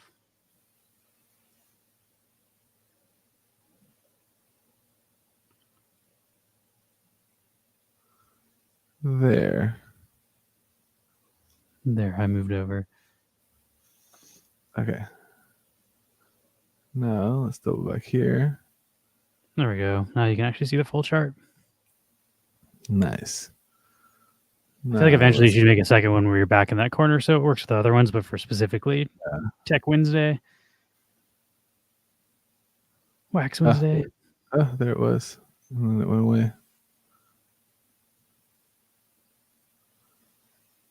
We're waiting for the chart to show up here. There it is. This is the daily chart in terms of wax. It actually looks like it went up during part of that pump and then sold off during the tail end of that pump a little. So they do seem to move mostly with wax rather than pegging it to the dollar with wax pumping on its own. So both of those pools have been kind of doing relatively well. If we look at earn pools, we can see these two are set from 0 to infinity. So the liquidity is equal on both sides. So we could easily do the math of what the total value of wax is in here by just doubling the wax side. So this one's saying 42 wax, or 43 we could round it up to because it's 42.96. So 43, then we could just double that and be like, okay, it's 86 wax total. So this would be 86 wax. This would be, what is that, 32? Maybe 34 if we're upping that to 17. So 32 plus 86 is what, 118 plus $11. And then this one we couldn't do that math so easily because the range is going to dictate what the split is. And so this is going to be split like, 90% and 10% at the moment, or whatever the actual math works out to. It's actually really close to 90-10. Let's see. So yeah, for the coming week though, what I want to do with this is I want to adjust our range. So I'm going to look back at the wax price here. I want the bottom of my range to be more in line with this orange mark here. So that's, now it's going to be 6 cents instead of 5 cents. And then I want to include a little range above here so that I can capture, if we do push higher, I want to capture a little bit of that. So instead of doing it right at 8, let's do like, maybe we do 9. So it's like, yeah, halfway. Yeah, let's do 9. So instead of doing 5 to 8, let's just change our range to 6 to 9. And to do that, I'm going to need a different, spread of USDT and wax. And the way I'm going to do this is by first saying remove liquidity from the existing pool. So you can't adjust your range. You can only add or remove from it. So now that that's removed, I'm going to say new liquidity pool, select the 2 tokens and the range that I want. And then I'm going to set, here, I'm just going to click one of these buttons so it starts filling this in. And I'm going to set my price minimum to 6 cents. My price maximum to 9.09.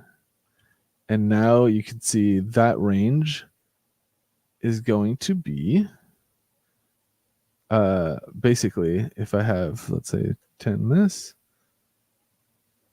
Yeah, so it's basically split 1/3 to 2/3.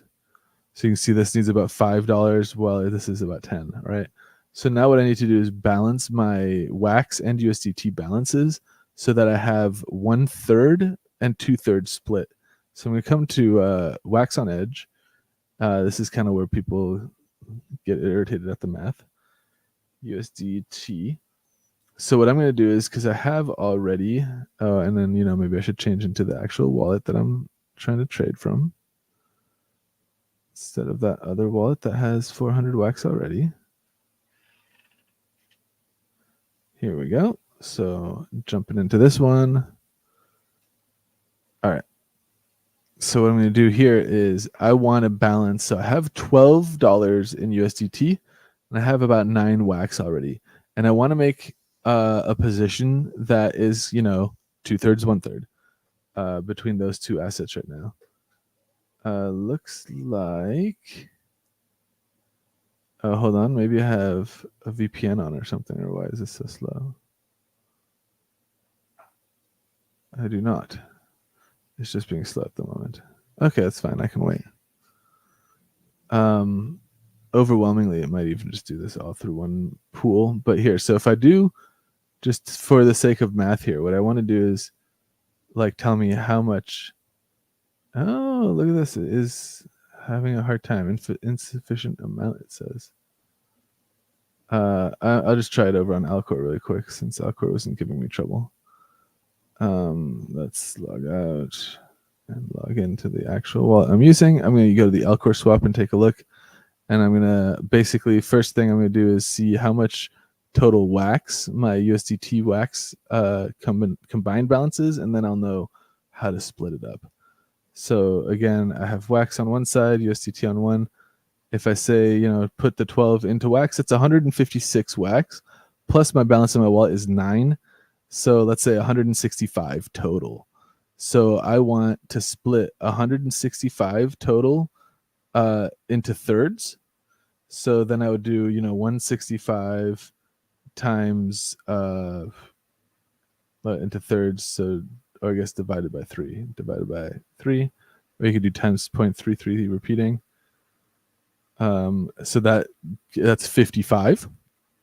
And so basically what I need now in order to get my pool balance to be 2/3 on one side on the USDT side, 2/3 on the wax side, is I need 55 wax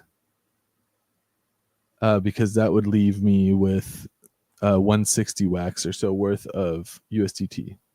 So 55 wax, I would minus the 9 that I have here. So I need 46. And then I'm going to put in the numbers that I need. So what is that, 4 something, 46, let's say 3.8. 48, close enough. Let's do this swap. And now that I have that split made, now I can come back to my position here. If I say max, and maybe I need to refresh this page because it's been so long. There we go. We'll set that to 0.3. I'll set my range again. It's going to be 0. On the low end, we want it to do 6 cents. On the high end, we want it to do 9 cents. And now when I click my wax balance, you can see it looks for the counterpart. And you can see I have 57 wax. It needs 58.9 or whatever. So we'll just do the 57. We'll keep the remaining USDT for now. And there we go. Now rebalance my liquidity pool. So this pool, when I refresh, shows up here as well. Bam. And there it is. It's in range. And now my range is a little bit more padded on the wax side. So I'm a little bit more set up, a little bit tighter. Actually, I think this is actually the same amount of width we had last time, but a little bit wider of a range up. So we're not going to be out of range as quickly as we were before. So I think that is a good position for us to be. Moving forward, though, I also want to take a look at these pools. Are they worth staying in? And looking at how they performed last week, I think yes. Let's take a look at what we've earned. So going back to the farm and then my farms, I should have earned, looks like 0.79 honey. Let's claim that. That's pretty good. And this little basket of assets here, 2 cents in USDT, 2.3 CMW, and 0.07 wax. Let's claim that as well. All right. Oh, I'm running out of CPU. Damn, that hasn't happened with this wallet in a long time. So this is probably since the new update is making CPU a little bit more expensive. When that happens to you, you can click on the little number up next to your name, and it'll take you to the block explorer, and you can take a look, So I'm surprised it gave me a CPU error. So it's probably not my wallet because my CPU is only at 19%. Let me try that again. You just saying with the pump, sure many people have unstaked their wax. Yeah, that could be. So that could make like the cost of CPU change when the wax stake changes. But we don't have that much stake to this wallet. I have stake to others. I think others are staked by others. Yeah, 141 I feel like that should wax. be good enough to do DeFi stuff. Yeah, that's not a crazy amount of money, but that's also, I think we started this. Yeah, 100 wax I started initially, and I've staked a couple more. I don't know why. But yeah, so this wallet has the capacity. I just signed the transaction again, and this time it went through, or at least I thought it did. Sign this transaction. It says success, so let's see if we actually earned our. So there's a visual bug for CPU on APIs if you do something simple transaction else, where it fixes the UI issue with some websites or Wax nodes or wherever the bug is. Oh, I see. Okay, so there we go. We ran into that. It was fixed by a simple refresh, so not a big hang up that time. What I like to do though, looking at, everything's looking more and more bullish lately. This is Bitcoin looking good, looking like we're coming up on its all-time high again. Ethereum looking like it wants to break out in terms of Bitcoin as well as kind of looking good. Even if we go shorter time frames here, like it looks good kind of on every time frame. Really, really bullish looking market. So I want a little bit more exposure now these days to my wax price appreciation, not just being in this liquidity pool with wax and USDT. And so what I think I'm going to start doing with this wallet in order to capture more exposure to just wax, I like to swap my rewards into wax. So I'm going to swap my rewards into wax, and then I'm going to probably sit on them. But let's see. So we earned USDT, 20 something cents, 3 wax. Let's do a swap on that. And then we earned wax as well. We earned CMW. Normally I would use wax on edge, but right now it's saying there's no liquidity, I think. CMW. It's just going too slow for me for a second. It's normally much faster, but yeah, right now it's having a couple of hangups. In the interest of time, I'm gonna do it here. So CMW is always a nice one to trade on wax on edge though, since it has liquidity on all the different dexes. Mocha's asking, what about wax wrap Bitcoin? Win Moon. I don't know if there's any liquidity for wax wrap Bitcoin. Yeah, that's the big issue with it. Is like it's hard to like. I mean, if you can find wax wrap Bitcoin and it's under the price of actual Bitcoin, I would buy it. It's just that no one's listing it anywhere. Wax wrap Bitcoin is available. You can bridge it in from Ethereum mainnet through the Wax Cloud Wallet bridge, but there's a 1% fee to move through that bridge when you leave. And so I don't know, that's too expensive for anybody I know. That ad was so ridiculous. I don't know if you saw it.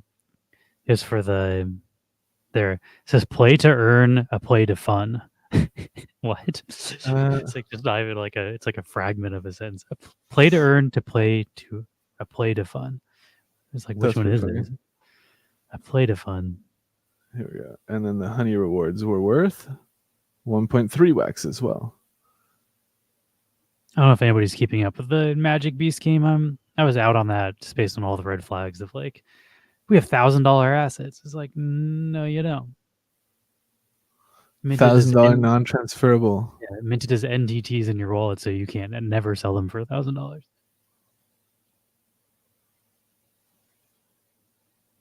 Let's see, had a little bit of a error. There we go. Swap worked. Another refresh for the save. So here we go. 5 wax we have now, just from like, rewards and whatnots. Looking also at the pools, I probably won't claim the actual earned fees because it's not enough, like 0.1 wax. Like, let's just let this stack up for next week too. It feels like a waste of my effort to claim, 1 CMW or 1.14 wax. But maybe next week we'll claim those. And then same. I guess this one we did just make, so that one's also brand new. Now that we've done that, I want to keep this exposed to wax. And there's a couple options for that. I do like the index token, although it's definitely more high risk than just holding or staking your own wax. But it has worked relatively well for me in the past. So let's do indexing. So there's a token called Index on Wax. You can buy it on Alcor, or you can buy it on Wax Tools. So I'm going to check both. So if I want to buy it on Alcor, I can get 3.21 for my 5.1 whatever balance.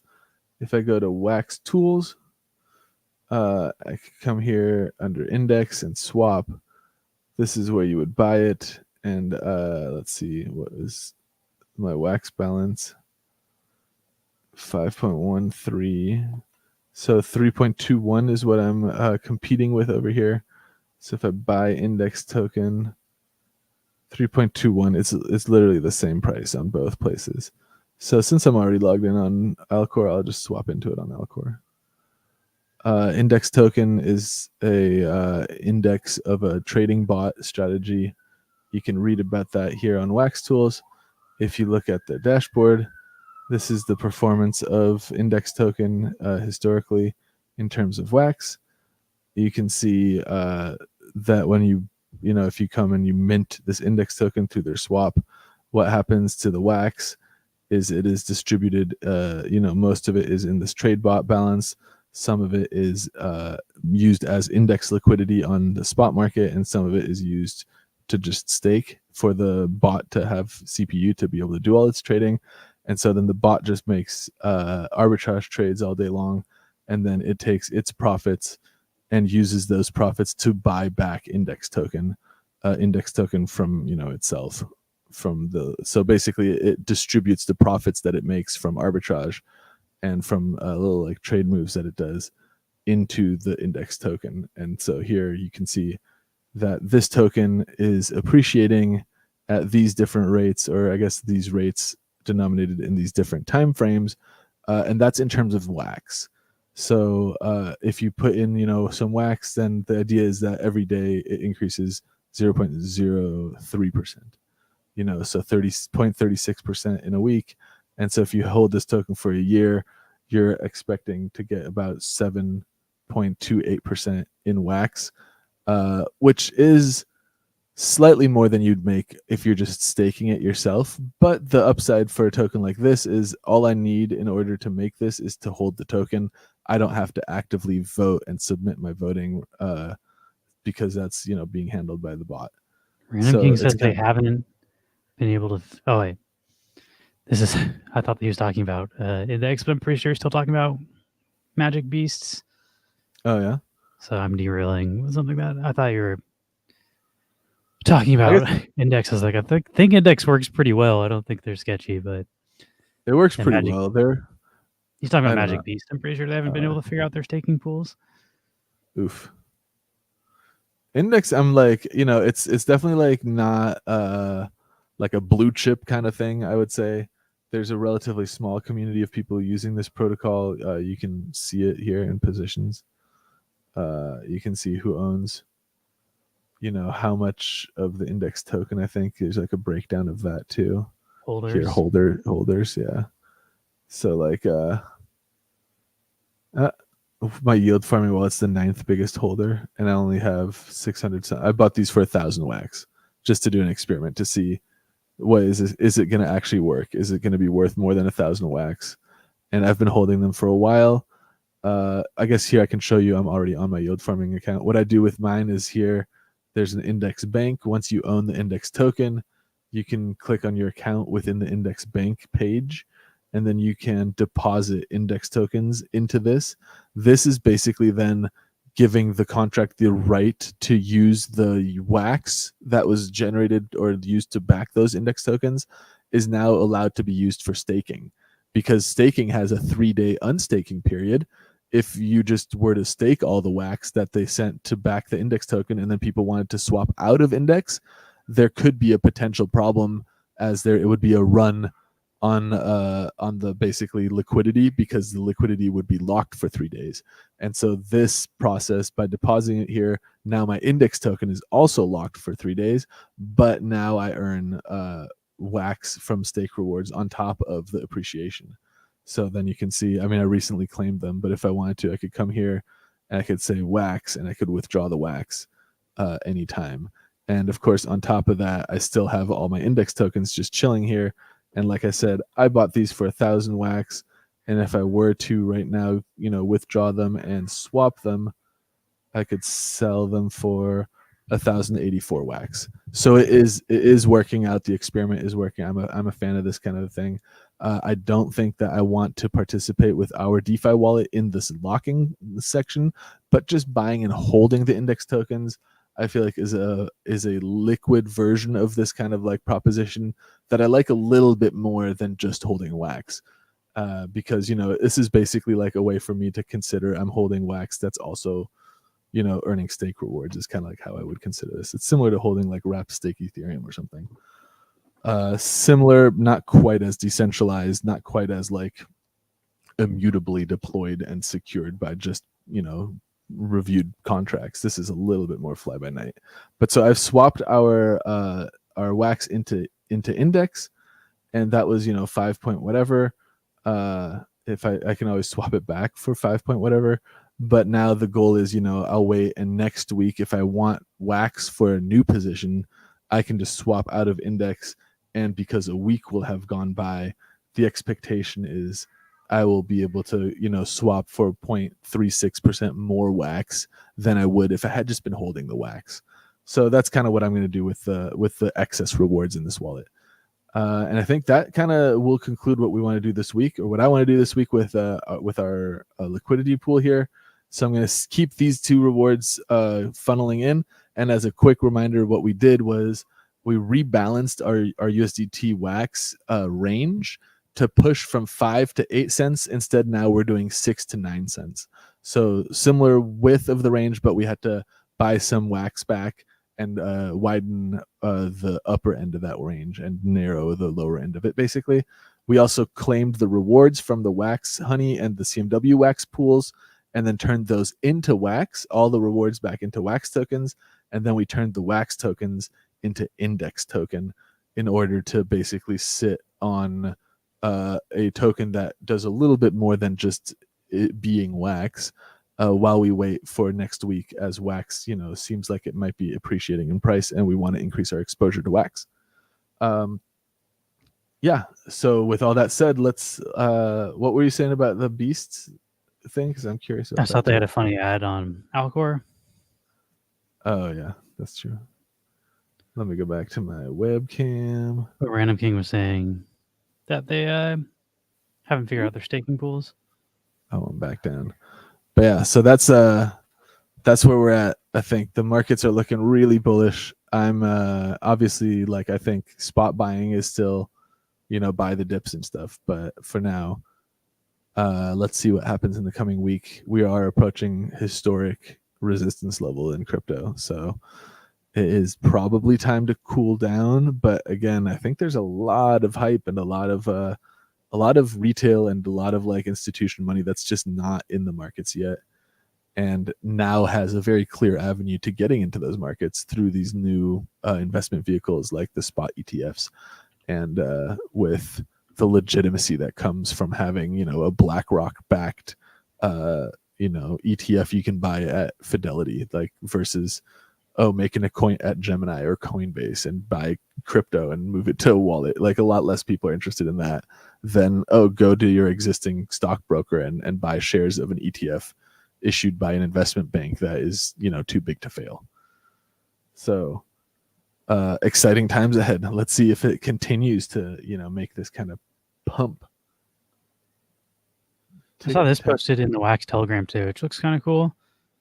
The what tic-tac-toe is that? contract provides an example of building a game on Wax, complete with secure use of random values to determine game outcomes. This will guide you how to make the tic-tac-toe game contract, which runs on the Wax blockchain. Logic of the tic-tac-toe game follows the EOS.io sample tic-tac-toe game EOS tutorial. Will add more That's logic clever. to support the randomize. So it's like a tutorial on how to make a tic-tac-toe game, but on chain. Start to finish, and it has all the code. That's And it's on dope. GitHub. So if you're a developer, you can So go. anyone, like, we could take this and skin it with like Neon Space stuff and create a Neon Space tic-tac-toe game. It's already pretty like vaporwave looking. It is close, yeah. But That'd it's be cool. fun. It'd be fun if you did. We could create that and then just be like, you can, bet your Neon tokens, try to battle each other.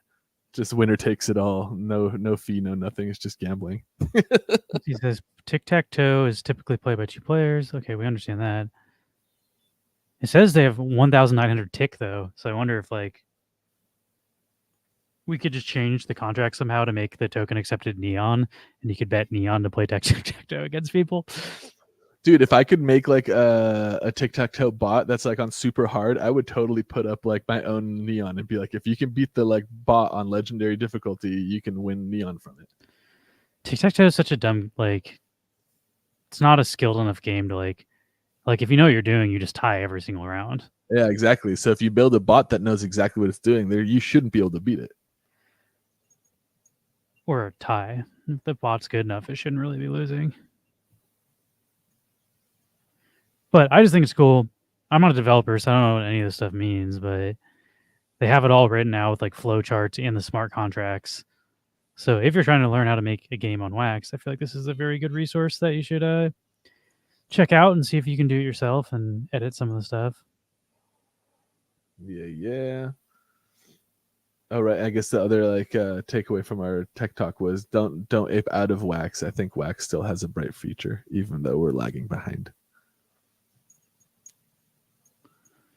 That's cool. I wish there's something besides tic-tac-toe. So I'd love to try to like mess with this and skin it Neon, but I think tic-tac-toe is pretty dumb to be honest. Like, Yeah, that's where I was at too. Like, man, if this was like even if it was like checkers, that would be less dumb than I like tic-tac-toe. I remember I made a game back in the day that was just like you remember Cave-In or whatever on like the calculator where you just like move back and forth and try to dodge like falling stalactites? No. Yeah, well, yeah, that was it. I used to like That was the whole is game. addictinggames.com still a thing? Addicting Games. Oh, I bet, right? I feel like it must still be. I used to like the helicopter game. I wonder if that's still there. Yeah, that was like the like more millennial version of that. It was Floppy Bird. Nope, that's an ad. I definitely remember it as the helicopter game too. But like I remember when Flappy Bird got so huge and I was like, this is the fucking helicopter game. Like I played this already. I beat this game already. I mean, you couldn't beat it. It just went forever, I think. No, yeah, you can't beat it. But That's this the fun game part, though. rocks. See how far you can I get? got far in this game, like crazy.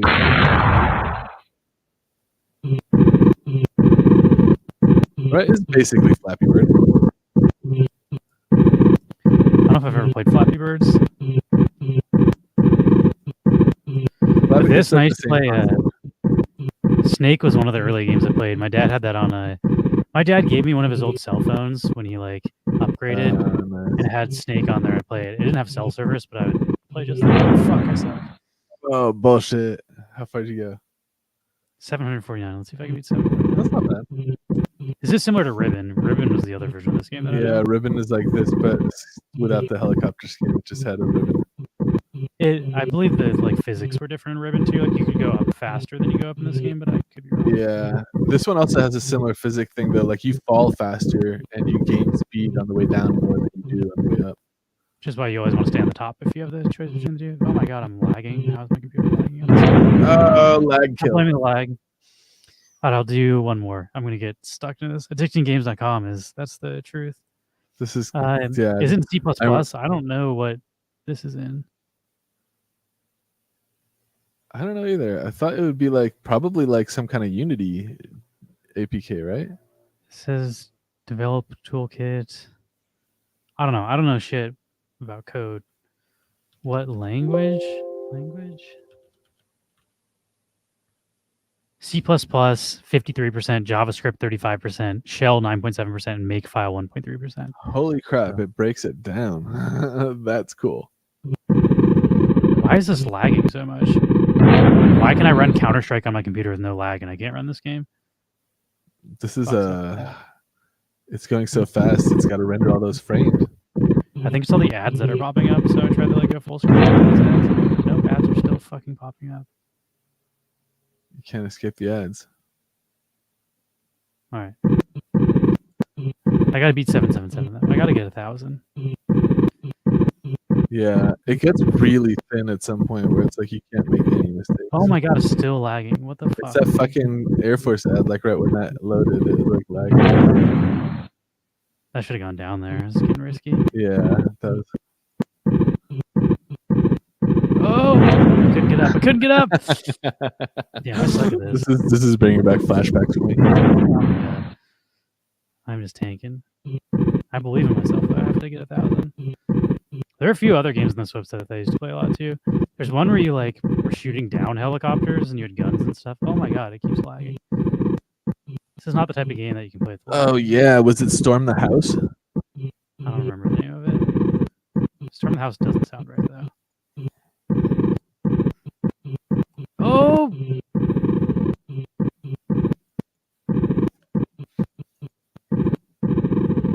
No, I only got 910. We're doing one more. We're doing one more. Let me see. Addicting games shoot down helicopters. Helitac 2. That sounds like it could be it. It was just helicopters. It wasn't like a castle defense style. Like no, it was not gas. Square Circle Co.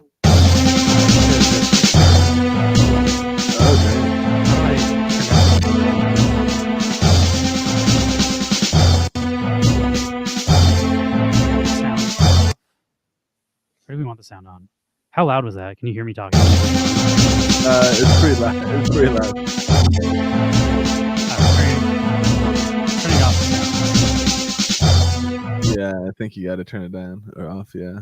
Can I full we screen it? won't Why hear is you it just so small? I feel like that's just how a lot of these games were. Oh my god, I don't know how to play. This is like Contra vibes. Yeah, you run around and there's a... You can upgrade your gun if you find better ones. Heavy This is a machine good gun. spot because you can hide Yep. in this. But if it gets too much of an angle, then you can't. Like if he goes too far right, then he can shoot in. This is I don't know how you upgrade your gun. This is also vibing like what's that fucking game? Metal Slug. Oh god. There's a new gun. You ever play Metal Slug? Why did I not get the shotgun? It said shotgun. Do you have to like? Is there a way to change guns or something?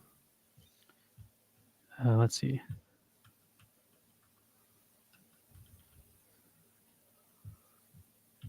Uh-oh. I press buttons now. I can't move. Not ideal. God, I'm dodgy as shit. Jumping through those bullets like a ninja. This one I'm much better at than the fucking helicopter game. Wait, what is this? Grapple cannon. I want to change... Oh, shit. I didn't mean to do this. Let me check how to switch guns.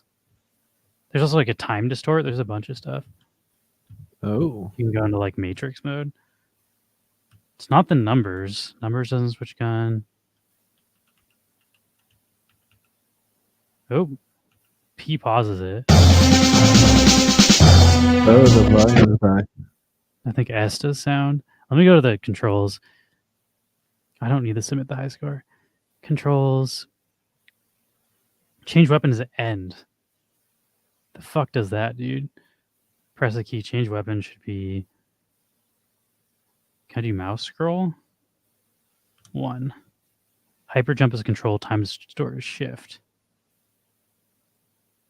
Damn, there's a lot of controls. I want to try to get a new gun. Oh god, I'm pressing the wrong button. I feel like you want to get out of the starting zone and just chaos.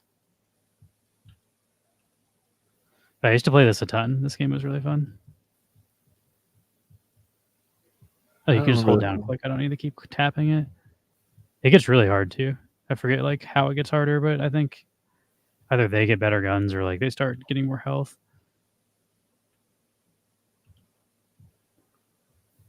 Okay, new gun. Shotgun rockets. That sounds fucking sick, dude. Oh, you only get 8 of them. Let's go. Damn, that thing can eat it. Oh, that angle's bad.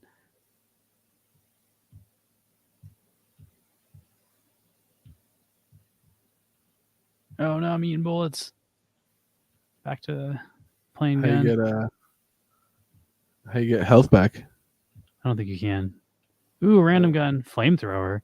Let's see what that looks like.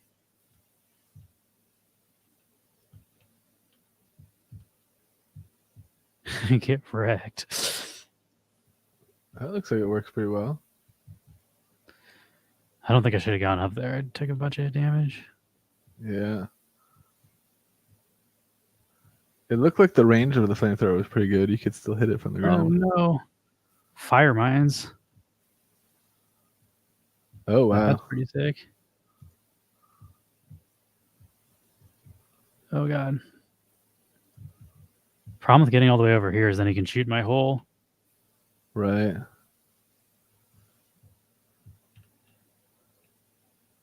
It's almost better to be in the open because then you can jump and dodge. Because I can jump over the bullets if I time it right. Like that. Yeah. I'm almost dead though. Oh no! All right. Well, that's Heli Attack 2. That's pretty good. That was a game I used to play a bunch. I got to get 1,000 in this game though. We're not ending the stream until I get 1,000. Then I'll do a giveaway. I'm blaming the 2 lag though. hours later. When it fucking lags, it's like impossible to play this game. It's like one wrong click can kill you. Yeah. God, stop Crunch lagging. your what's it called? Ad blocker. I think I have ad blocker on. Okay, you're at 700. Oh, still 7. Let me check if ad blocker's on. Ad block.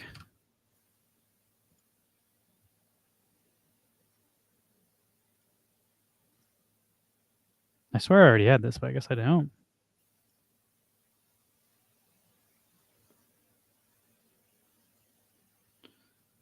So we good? It's been installed. We good. think the ads are see any ads. I don't see any ads. Yeah. Let's see if it helped. How do I do a hard refresh? Shift F4 I thought it was F5. or F5. Still lagging. I feel like 1,000 is not even good. The fact that I can't get 1,000 is just embarrassing. Let's see. 300, 400, 5. No! Oh. Fucking too close to the sun. Get to the chopper, get down. I'm a copy idiot. Just do Arnold impressions. 300, Let's go. 4, 5. Sad thing is, this is better than any game on Wax. 7. No! Oh, No! you You dropped should do 2. betting on how far I'll make it. Like, do over-unders. Yeah, I'm going to say under 850 right now. I'm doing 1,000. I'm betting on 1,000 every time. I believe in myself. I feel like the hitbox is also like way A bigger little than wider. helicopters. Yeah.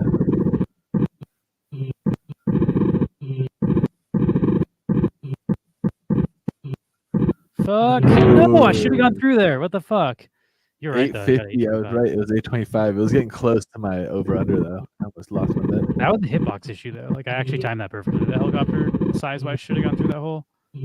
This time, I'm gonna say 850 again. Under.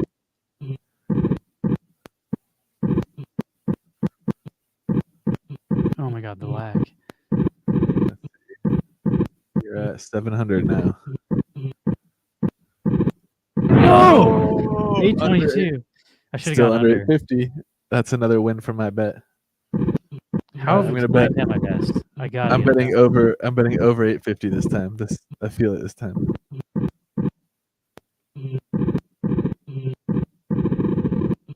That's what you need on Wax. It's like a helicopter betting service where. Yeah. Although Let that me could bet be on pretty people easily be playing. gamed as far as like people could just lose on purpose if they're betting. Let's see.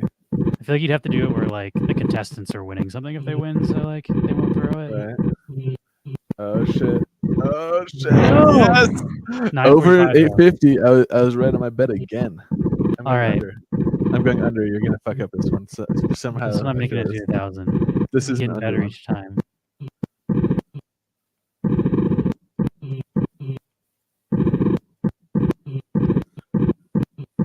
I'll say the lag is better, but it's still not gone entirely. Pretty close to my over under. I'm gonna lose if you go over. Oh shit. No! Oh, you made I it was above over though, by 850. 8. Yeah, you beat my bet. I lost it all after such a hot How can I streak. not get 1,000? Come on. Pull your Okay, I'm shit gonna together, Lewis. I'm saying over this time. I feel like you're getting the hang of it. You're gonna make it over 850. I wonder if I could find this on a different website that doesn't have the weird ad glitches, because that should be annoying.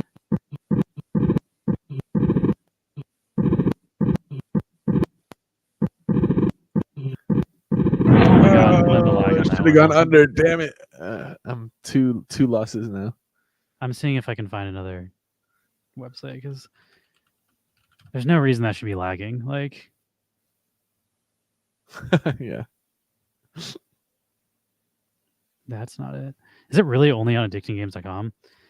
It's an Helicopter. exclusive.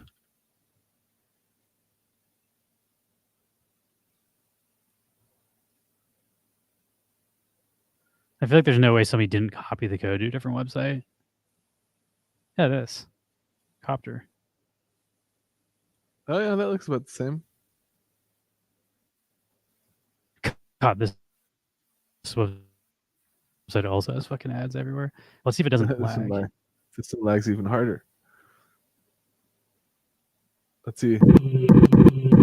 I'm betting under 850 because it's a new thing and you're getting used to it. I think this actually might be lagging harder.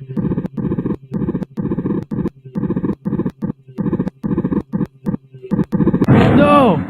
All right, I'm going back to the old one. Going back to the old one. I was right.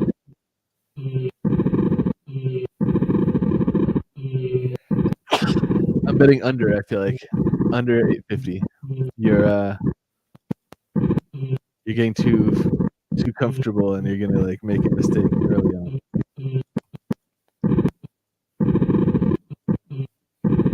No! Yes! That was Called clear, dude. That was a fucking hitbox issue. That was some bullshit. I don't know. Overestimate the hitbox one more time. That's some crap. My I'm helicopter back on my- cleared it. I'm back on my winning streak here with my bets. No. Oh yeah, I think that right, one right. shouldn't have fucking gone Let's up. go. You flew way too close to trying to hit that fucking gap. That one doesn't count. Going full tilt. I didn't even have time to bet on that one. Let's go over this time. I feel like you're due for a good run. Over 850, I think this one. A lot of that has to do where the things spawn to. Yeah, it's Sometimes you just very get random. unlucky like hard. Yeah, I think sometimes it's like in the very late phases, it's literally just impossible to get through. Fuck. Oh, so close to getting to my over. I shouldn't have clicked. Like I had that if I would have just let go. Okay, I'm betting over 850 again, just because I feel like, yeah, we're due That for one a was good run. close. That last one was close.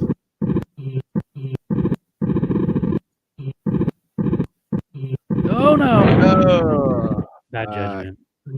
I should just. Yeah, Immediately fucking tank it. 46. We're getting 1,000. That's like- We're getting 1,000, or I'm never ending the stream.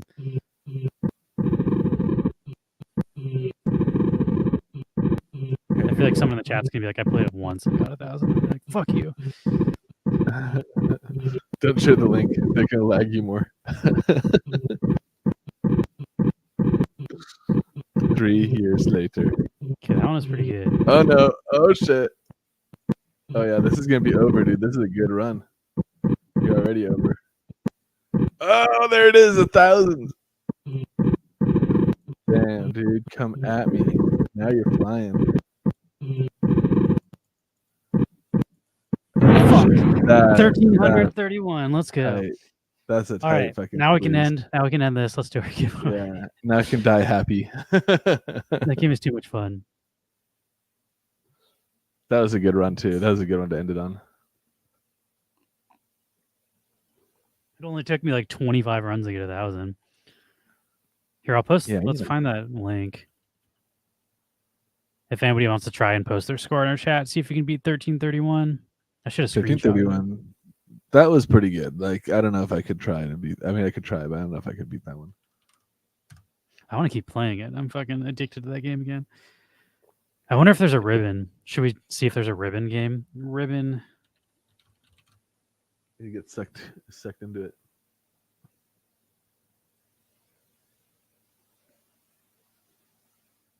Oh, there's a Steam version. Oh, this is way Oh, different. whoa. What the fuck? This got trippy.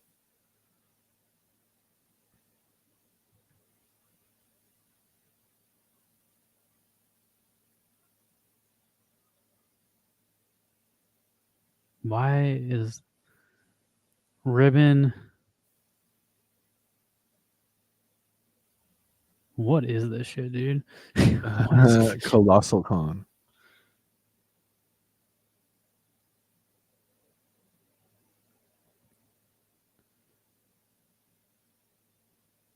Wasn't it to be- Ribbon flying game, maybe?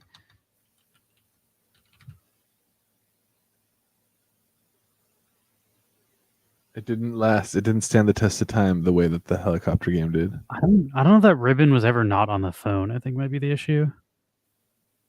Yeah, I had that on my phone too. Oh, Inadequate Mass also. It's this though. He says fly ribbon, maybe? Fly yeah, that ribbon. looks like it.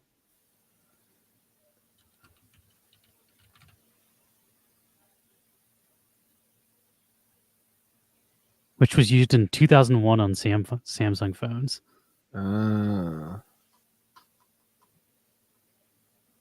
Somebody, if it's just like the code is open, somebody's had to have uploaded this somewhere, right? You can play the game here. Perfect. Nice. Does not GitHub. exist. Oh, well, I was about to praise GitHub. Never mind.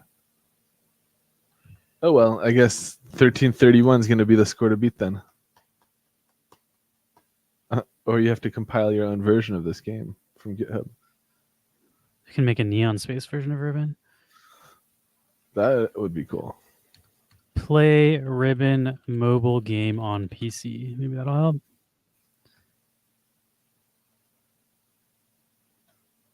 What is VIP Ribbon?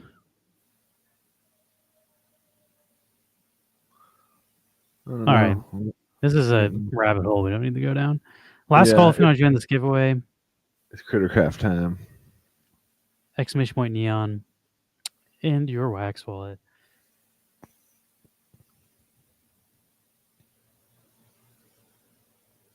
Oh yeah, and tomorrow, I don't know if I think I already said Franklin's coming on. We're going to have on a Nova Pangea, and they're going to do a pack break on our stream. So if anybody wants to get on that, you can like buy a portion of the pack they're opening, and then they open the cards and give them to people depending on, you know, whoever. Nice.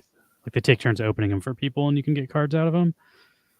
And The pack breaks are definitely like really, if you're buying packs, that's the way to do it. Like you end up getting. I think it's a lot more fun cool to open them with homies. Yeah. And then also, I think they're going to show off the new. There's like a PvP war game, the Nova War. I think maybe Max will try to play Franklin. It's part of the game is also you need to like take turns with someone. So if you're both online, I think you can go through like full games instead of. Yeah, because that was my issue with it last time I played it, but then my like opponent wasn't there, and it took like an hour or so before they made their move. It's definitely a passive game, which isn't bad. You know, it's like one that you can check in on every time you go take a shit. You take like it's like two Words shits a with day. Friends or whatever on mobile, Yeah, where like you do a turn and then you come back. Like you might just play it once a day, but Eventually, if the player base grows, or I bet if you go on the Discord and you're like, hey, will somebody play me? Then you can find like live matches, which is probably the way to do it. Yeah, I think so too. Well, that should be fun. So that'll be tomorrow at 5. So right now it's 6:40 in our time zone. So an hour 40 before now tomorrow. And Franklin will be on. I don't know if I'm forgetting the other guy's name now. Yeti, right? Is his name? Is that right? Yocrete or something. Yocrete. Right? That was close. Yeah. Yeti. Yocrete the Yeti. He might be on too. I don't know if they'll both be on, but at least Franklin will be on, and then Yocrete will probably be on as well. And yeah, I haven't checked on my Nova PNG in a while, but I know Max. That's one of the games Max is still playing pretty regularly. Yeah, I like that. I haven't gotten a war pack myself, but I might have to consider it on the pack break. Is his name Create? That would make more sense. Yocrete. See, I got the end and the beginning. Because I remember is like Adi, which is like Yeti, because I knew it started with a Y, but we like both had like a half of it. Samsonite, I was way off. Let me show off our Counter-Strike stuff too before we end this. If anybody wants to join, Simple joins the Falcons on loan. That's the new thing. But there's a new tournament that starts in one day if everyone wants to join, which is the Counter-Strike America's RMR. We have a Neon League with currently, I think, only me and Rocket in it. Oops, I don't want to edit my lineup. I'm showing you the secrets of who I'm picking. I might switch my people, though, because I have this guy's playing Furia round 1, and Furia is much better than Nouns, I think. The rest of these, I like their lineups. I try to pick people based on their lineups, because if they win their first match, that means they at least get 2 more, so you get 3 games worth of points from them. But if he loses the first one and then gets a hard matchup for the second one, this guy might go 0-2. But we'll see. I like Nouns, the team he's on. Yeah. Let's see who's in the league. Yeah, just me and Rocket. But I think KY might join, and I think Jolly might join. We'll see. But I'll put the invite if anyone wants to join in Twitch chat. It's free to join. It's free to play. It's just for fun. And I'm excited because this is in the American time zone. Most of the tournaments are at like 3 a.m. in our time zone. But if you look at the events, this is also who's going to qualify for the first ever CS2 major in Copenhagen. So it's kind of a big deal. That starts on March 17th, so next month. But they do like an Asian one, then they do American, and then they do Europe. And the top teams from all of those combine for like the world major. Yeah, that's like the World This one starts Cup. on March 1st, so coming up soon. When it gets into the I majors, think, let's see, how many teams qualify? 5 people qualify. So the first 2 make it directly into the major, and then the second 3, I think, make it into the opening round. Maybe I'm wrong about that. But I'm excited for this. And then the other one we're doing, oops, I didn't mean to click forums. I'm somehow banned for 10 years from the forums on that website, which is like, I've never posted. I don't know how I got banned. I like emailed them. I was like, hey, like, I can play the fantasy, so I don't really care, but it's just kind of weird to me that you guys banned me for 10 years. I tried to post one thing and I was like, hey, when does fantasy start? And it said, you're not active enough to post a new topic, reply to somebody else's topic. So somebody made a topic called like next season of fantasy. And I was like, hey, like, this is my first time doing it.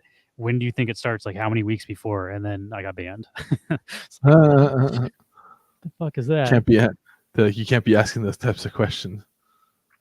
Yeah, this is a bigger tournament. Like I guess I don't know. They're both pretty big tournaments, but this has bigger teams in it as far as the spring showdown. This one's exciting because it's got they just put out the brackets like today, so we can see the matchup that we all wanted to see with Spirit, who has Donk, who's like the hottest new player. And then Team Falcons just got Simple, who's people think the greatest of all time CSGO player. Not necessarily the best CS2 player, who people think is like Zywoo, Monacy, or Donk probably right now. But if these teams both make it, they will meet up in the final. So the final could be between Falcons and Spirit, which is a matchup everybody'd like to see. And I think there's a good possibility that's going to happen because Imperial's not that great, Meziport's not that great, and Monty just lost their team captain like 3 days ago. So I feel like Team Falcons is a shoo-in. And then Spirit is like the number 2 or 3 ranked team in the entire world, so they're way better than all these teams. I think we'll see them in the final. The crazy thing is only one of them will qualify for the actual tournament because only 2 teams qualify, one from each bracket, and these teams kind of got fucked by being in the same bracket. This bracket's going to be easier, but this one starts on March 7th or 8th or something, and this one, the other ones I'm just doing for fun, but this one I will give Neon tokens to whoever wins. So if you win this one, I will personally send you some Neon for my personal collection. Let me send you an invite link if anybody's interested.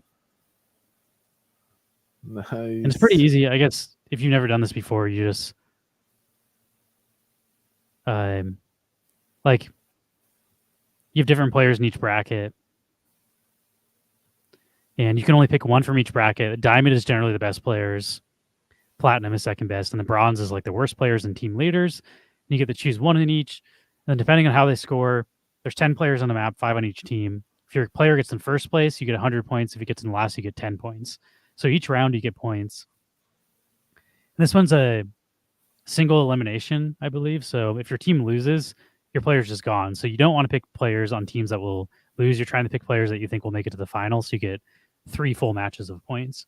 So and I guess if you are interested in this, the way you figure out, at least I do, how the teams are rated is you go to HLTV and then you can see this is the world rank. So like Spirit is rank 3. They're most likely going to make it to the final over all these teams that are like ranked in the 30s and 50s and stuff.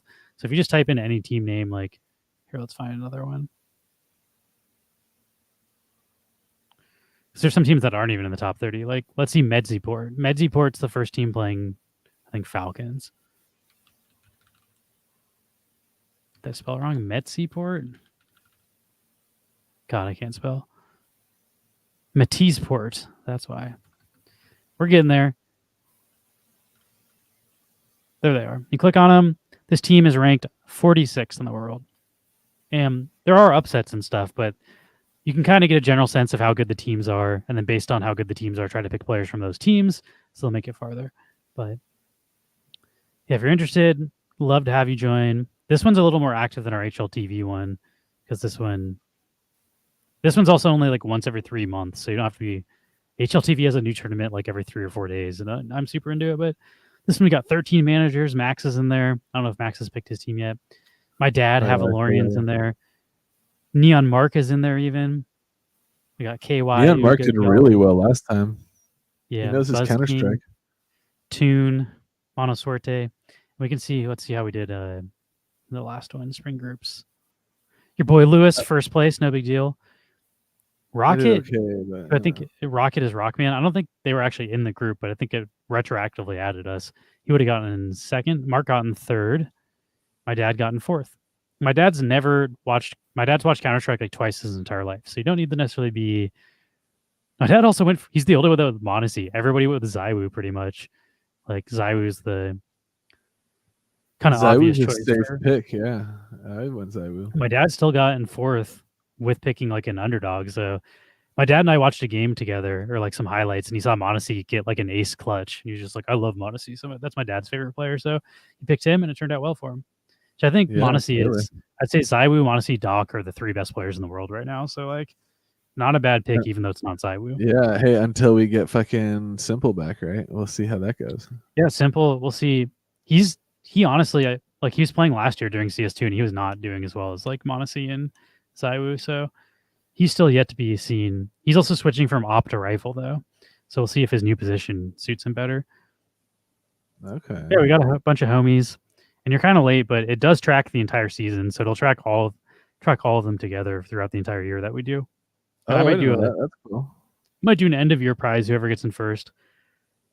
It would be cool to even make like a neon space Counter-Strike participation trophy like we did for marbles. That would be fucking sick. Although I'll say I can't win it, so even if I get first, I won't take the first place trophy. But your goal is to beat me. Can you beat Top Dog? Which also, my score is fucking crazy, dude. Like, if you go to the whole everybody in the world, I'm ranked 76 out of everybody that plays this. Top 100. Top 100. So you really got to work to beat you. I'm also like, I kind of don't like the position I'm in because now I have more stress because I'm like, I need to pick well this time or I'll get knocked out of my position. Yeah. I also think I'm gonna change my team though, because I put Snacks in here, and let's see what the bracket is. Snacks is playing Spirit round 2, so like pretty much no shot that Snacks is gonna make it to the semifinal. They might not even be big, to be honest. So like I didn't know what the brackets were going to look like. And usually there's an elimination bracket. So like if you lose, then you go to the lower bracket and play the losers. And that's where I thought Snacks was going to pop off. Is like, yeah, he'll lose against like Spirit, Falcons, Complexity, Cloud9, but then they will go dominate the lower bracket. There is no lower bracket. So like picking a player on like a mid-tier team is a much riskier pick. But you'll have to see. If you join the league, you'll see who I pick once it fucking starts. So I'm not going to give away all my secrets. All right, let me get the link, and then we'll do this giveaway. I gotta set my league too. And I gotta go. Get ready. Boom, here's the link. Max has to pick his too. Max, you got to get into it. You still have, I think, like 1 week. Let's see when this starts. That's the wrong one. Spring groups. Spring groups is... Wait, no, it's Spring Showdown. How am I fucking doing this wrong? Wednesday, March 6th. So it's happening next week. And these are kind of weird hours. It starts at 6:30 a.m. our time. So maybe I'll try to start waking up early because I would like to watch this. I especially want to see... Oh, hell yeah. The finals at 10 a.m. and noon. That's good for me. So if it's Falcons versus Spirit, that shit is going to be lit. Like Device versus Donk. Or not Device. Simple versus Donk is going to be rad. And then the final is June 12th. That'll be like the next one. So it's like every month or two. You don't have to be super involved if you want to do this one. And first place gets $200,000, not in our tournament, but in the Counter-Strike tournament. Pretty decent money. $425,000. The last one we played decided the first 6, and this new one's going to decide the last 2 people in this one. This is a pretty banging lineup. All these teams are good, except Stralis is kind of sucking right now. But Vitality, FaZe, Na'Vi, Virtus Pro, and G2 are all top-notch teams. And if we get Falcons or Spirit in here, this is going to be a good tournament. All right. Enough ranting about Counter-Strike. Let's friggin' grub. Let's get ready to grub fish. Dun, dun, dun, dun, dun, dun, dun.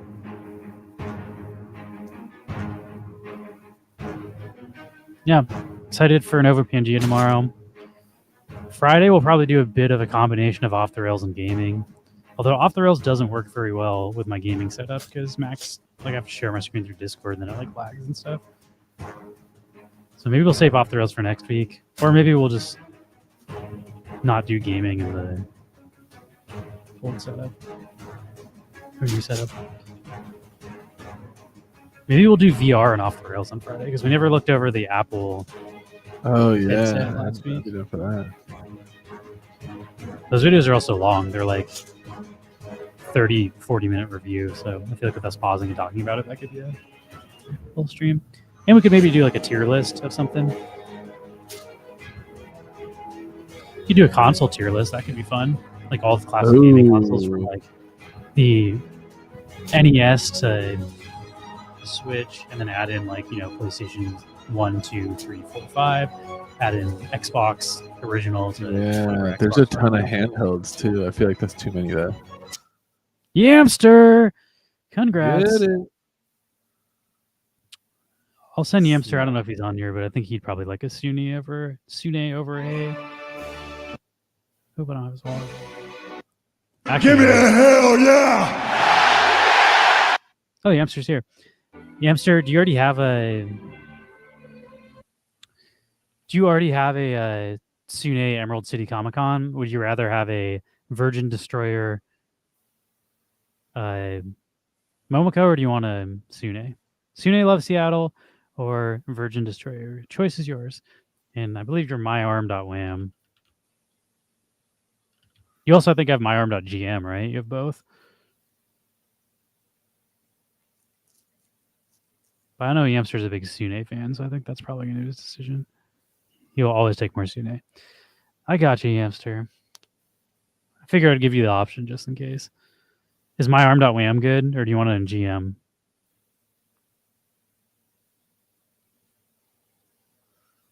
Wham or GM?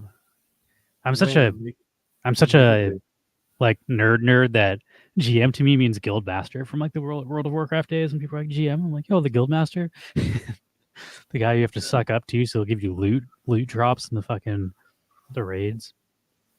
I used to be in some really intense guilds where like they tracked your participation, and it wasn't even like, because like normally when you play WoW, there's a roll button, and you roll a virtual dice, and it decides who gets the loot. So you just need luck.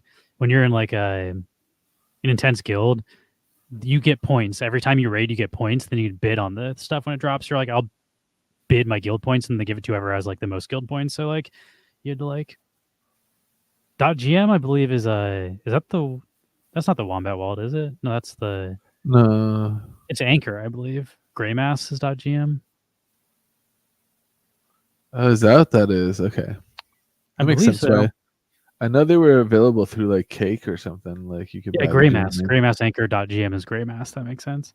Yeah, that makes sense. Yeah, I like Greymass as a company that makes some cool shit. for sure. All right, so prize sense. I think that's going to conclude our stream. I'm sitting down, so I feel like I can't dance to buying the dip. We streamed so late that I was like, it's 7 p.m. now. It's sitting time. It's not standing time. Yeah. CS2's next competitive map. Ooh. I'm getting a ton of Counter-Strike content on my my feed now. Your feed. Also, I've been watching a ton of these.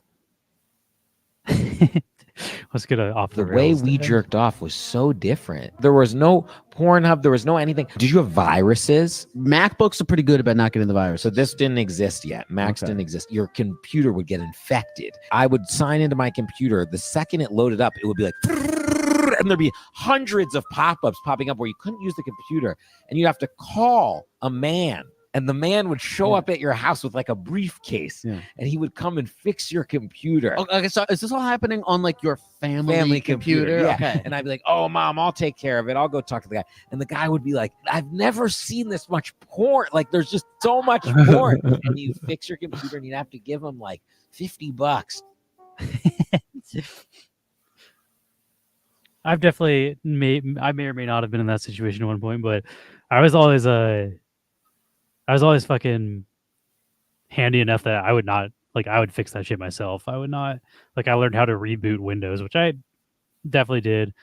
It wasn't even necessarily always porn. It was like, you try to install apps. Like I would try to pirate games and be like, oh, here's like a cracked version of Half-Life. And that shit was like 90% of the time viruses. But that plus porn, I definitely destroyed a couple old Windows computers, and then wouldn't want to admit to my parents what I was doing. So then I would like figure out how to fix it, reformat the hard drive myself. Fucking BitTorrent. Yeah, it was Max for me. I started with Napster. My brother and I were using Napster with dial-up internet back in the fucking. That might have been late 90s. My brother and I were early to the game. And like I remember it downloaded so slow that you could play the preview and play how much you downloaded. So it'd be like 40%, listen to 40, and then it'd take another 10 minutes to get to 50%. So it'd be listening to like 15 seconds of the song more at a time and just replaying it from the beginning until we could get to the end. Yeah. And everything was I remember mislabeled. that. And like, Stairway to Heaven by Metallica. And it was like definitely just Led Zeppelin, but everything was mislabeled for some reason. Yeah, I remember that too. Like, have you ever look at those files? They're like Morpheus. They're in bit rates, like file rates, because everything's like 48K, 41.4 or whatever. Like that's the standard MP3 bit rate. Everything is like insane. Like I have some files from back in the day where it's like, how did you even upload or rip this bit rate? Like this shit where you like, I don't know, it's dithered in a way that's strange. It's crazy. Yeah, we went from the file names were so funny. I remember one time I found you know the song I think it's like Doido that like Eminem samples for one of his music, like one of his songs. It's like the tea's gone cold, I'm wondering why. Yeah, I found that song on like Morpheus or LimeWire or one of these fucking like, you know, torrent or whatever those things were. And the name of it was just like it said like the name of the song, but with in parentheses without the Eminem bullshit on top of it. I was like, this is hilarious. We went from Napster, and then I think it was LimeWire. I think LimeWire came after Napster, And then I think it was Kazaa. Kazaa was the one we got like after. I remember honestly, Napster is pretty solid. Like we never got any. We were also, I think, only downloading music, and I think it's pretty hard to like embed a virus into music. When we started using LimeWire, we started downloading apps and shit, and that's where you really get in trouble trying to just like get apps that were cracked because like anything can be on there. But LimeWire wrecked my computers a few times, and then I feel like I learned. Oh, go on. By Kazaa, I feel like I'd learned like not to open cracked apps that are sketchy.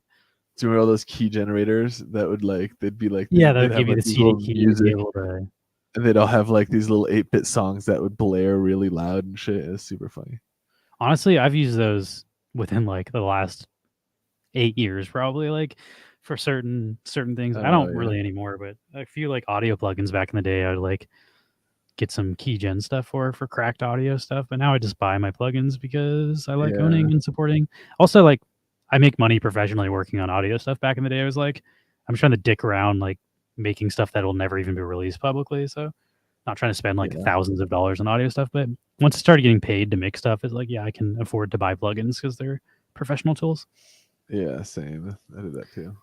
Let's see, before we finish, I want to do a tier list and see if we can find like a video game tier list, because I think that's a good idea for tomorrow. Instead of playing games, we'll do a video game tier list, or Friday. Sorry, not tomorrow. Categories, there's got to be a video game, right?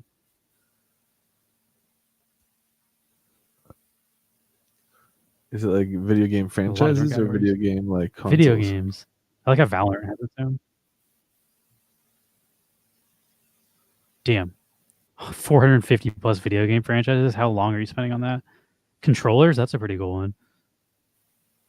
Oh, I loved the fucking giant Xbox one. That like third picture there, that was just like this huge. I like the thin one way better. I loved that. GameCube might have like some of my least favorite controllers. I did not like the GameCube controllers. GameCube, yeah, no, me neither. It's so weird. I also never really liked the PlayStation controller. PlayStation controller was always weird. PlayStation's okay. It's okay. Xbox did it better. I like the offset joysticks.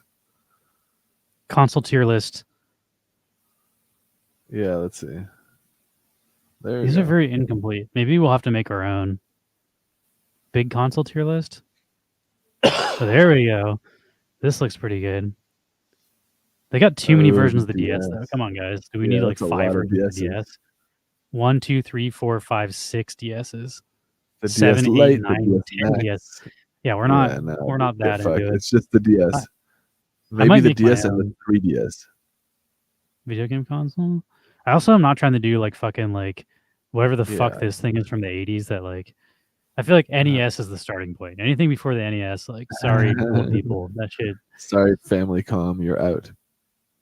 Yeah, and like whatever the fuck this thing is, like this might be an Atari or something, but I feel like starting with NES, Sega Genesis, up through all the Sega consoles, up through all the PlayStation consoles, up through all the Nintendo consoles is like. Yeah. There's been a lot, so. I like this one. This has them all. Yeah, it's like the fucking all those Ataris. I mean, how many people in the chat have played an Atari? I feel like that's not a common thing.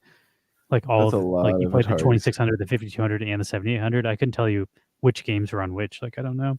The Casio PV1000. Like, nope. Nah. The Xbox. That one blew my mind.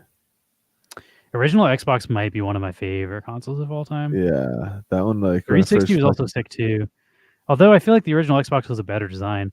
Putting consoles on their like vertical is not a good idea. Like it used to scratch the shit out of discs because like if you like tilted it. I never and also fucking the discs. The discs just don't go in well. Like because the tray, it wasn't like a PlayStation where it sucked it in. Like you had to put it on the tray and like I don't know. I feel like that shit was just not well designed. It fucked the shit out of those discs, dude. All right, but let's talk about that another day. I can get into this. It's a good topic because I have a lot of opinions on it. And let's do buying the dip, and we'll raid into someone, and we'll catch you all tomorrow night for some sweet Novo Pangea action. Yeah. And then Friday, if you want to argue with us which consoles are the best, that's the day to do it. Yeah, let's see how this fucking crypto market moves. We can raid into... Oh, Franklin's live. Let's raid into Franklin.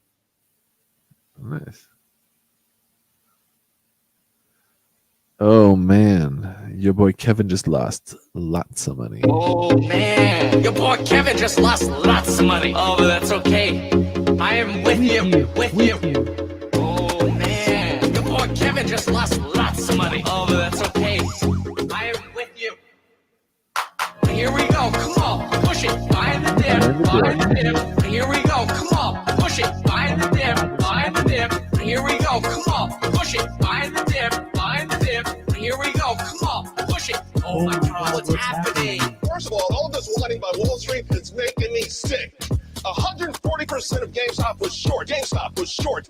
You can't allow Wall Street to short 75% of its stock, crush these companies into the dirt, thousands of stocks into the dirt. Then when the individual makes money, everyone's entrepreneurs. I have a kid who bought a house, paid $50,000 and bought a house. After decades of the short, you have to accept the fact that individual investors are playing the same game that you're playing, and now you're losing.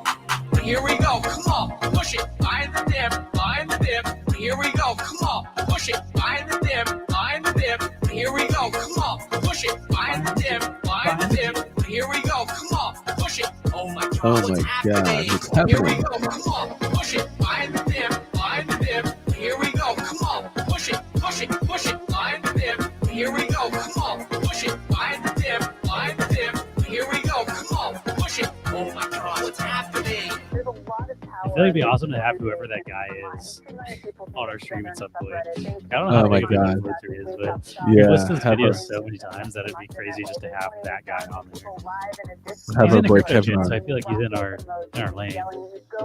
One day, Alright, peace- dude. We'll Peace get out, everybody. Kevin We're on. raiding to Franklin. Catch y'all tomorrow. See you on the moon.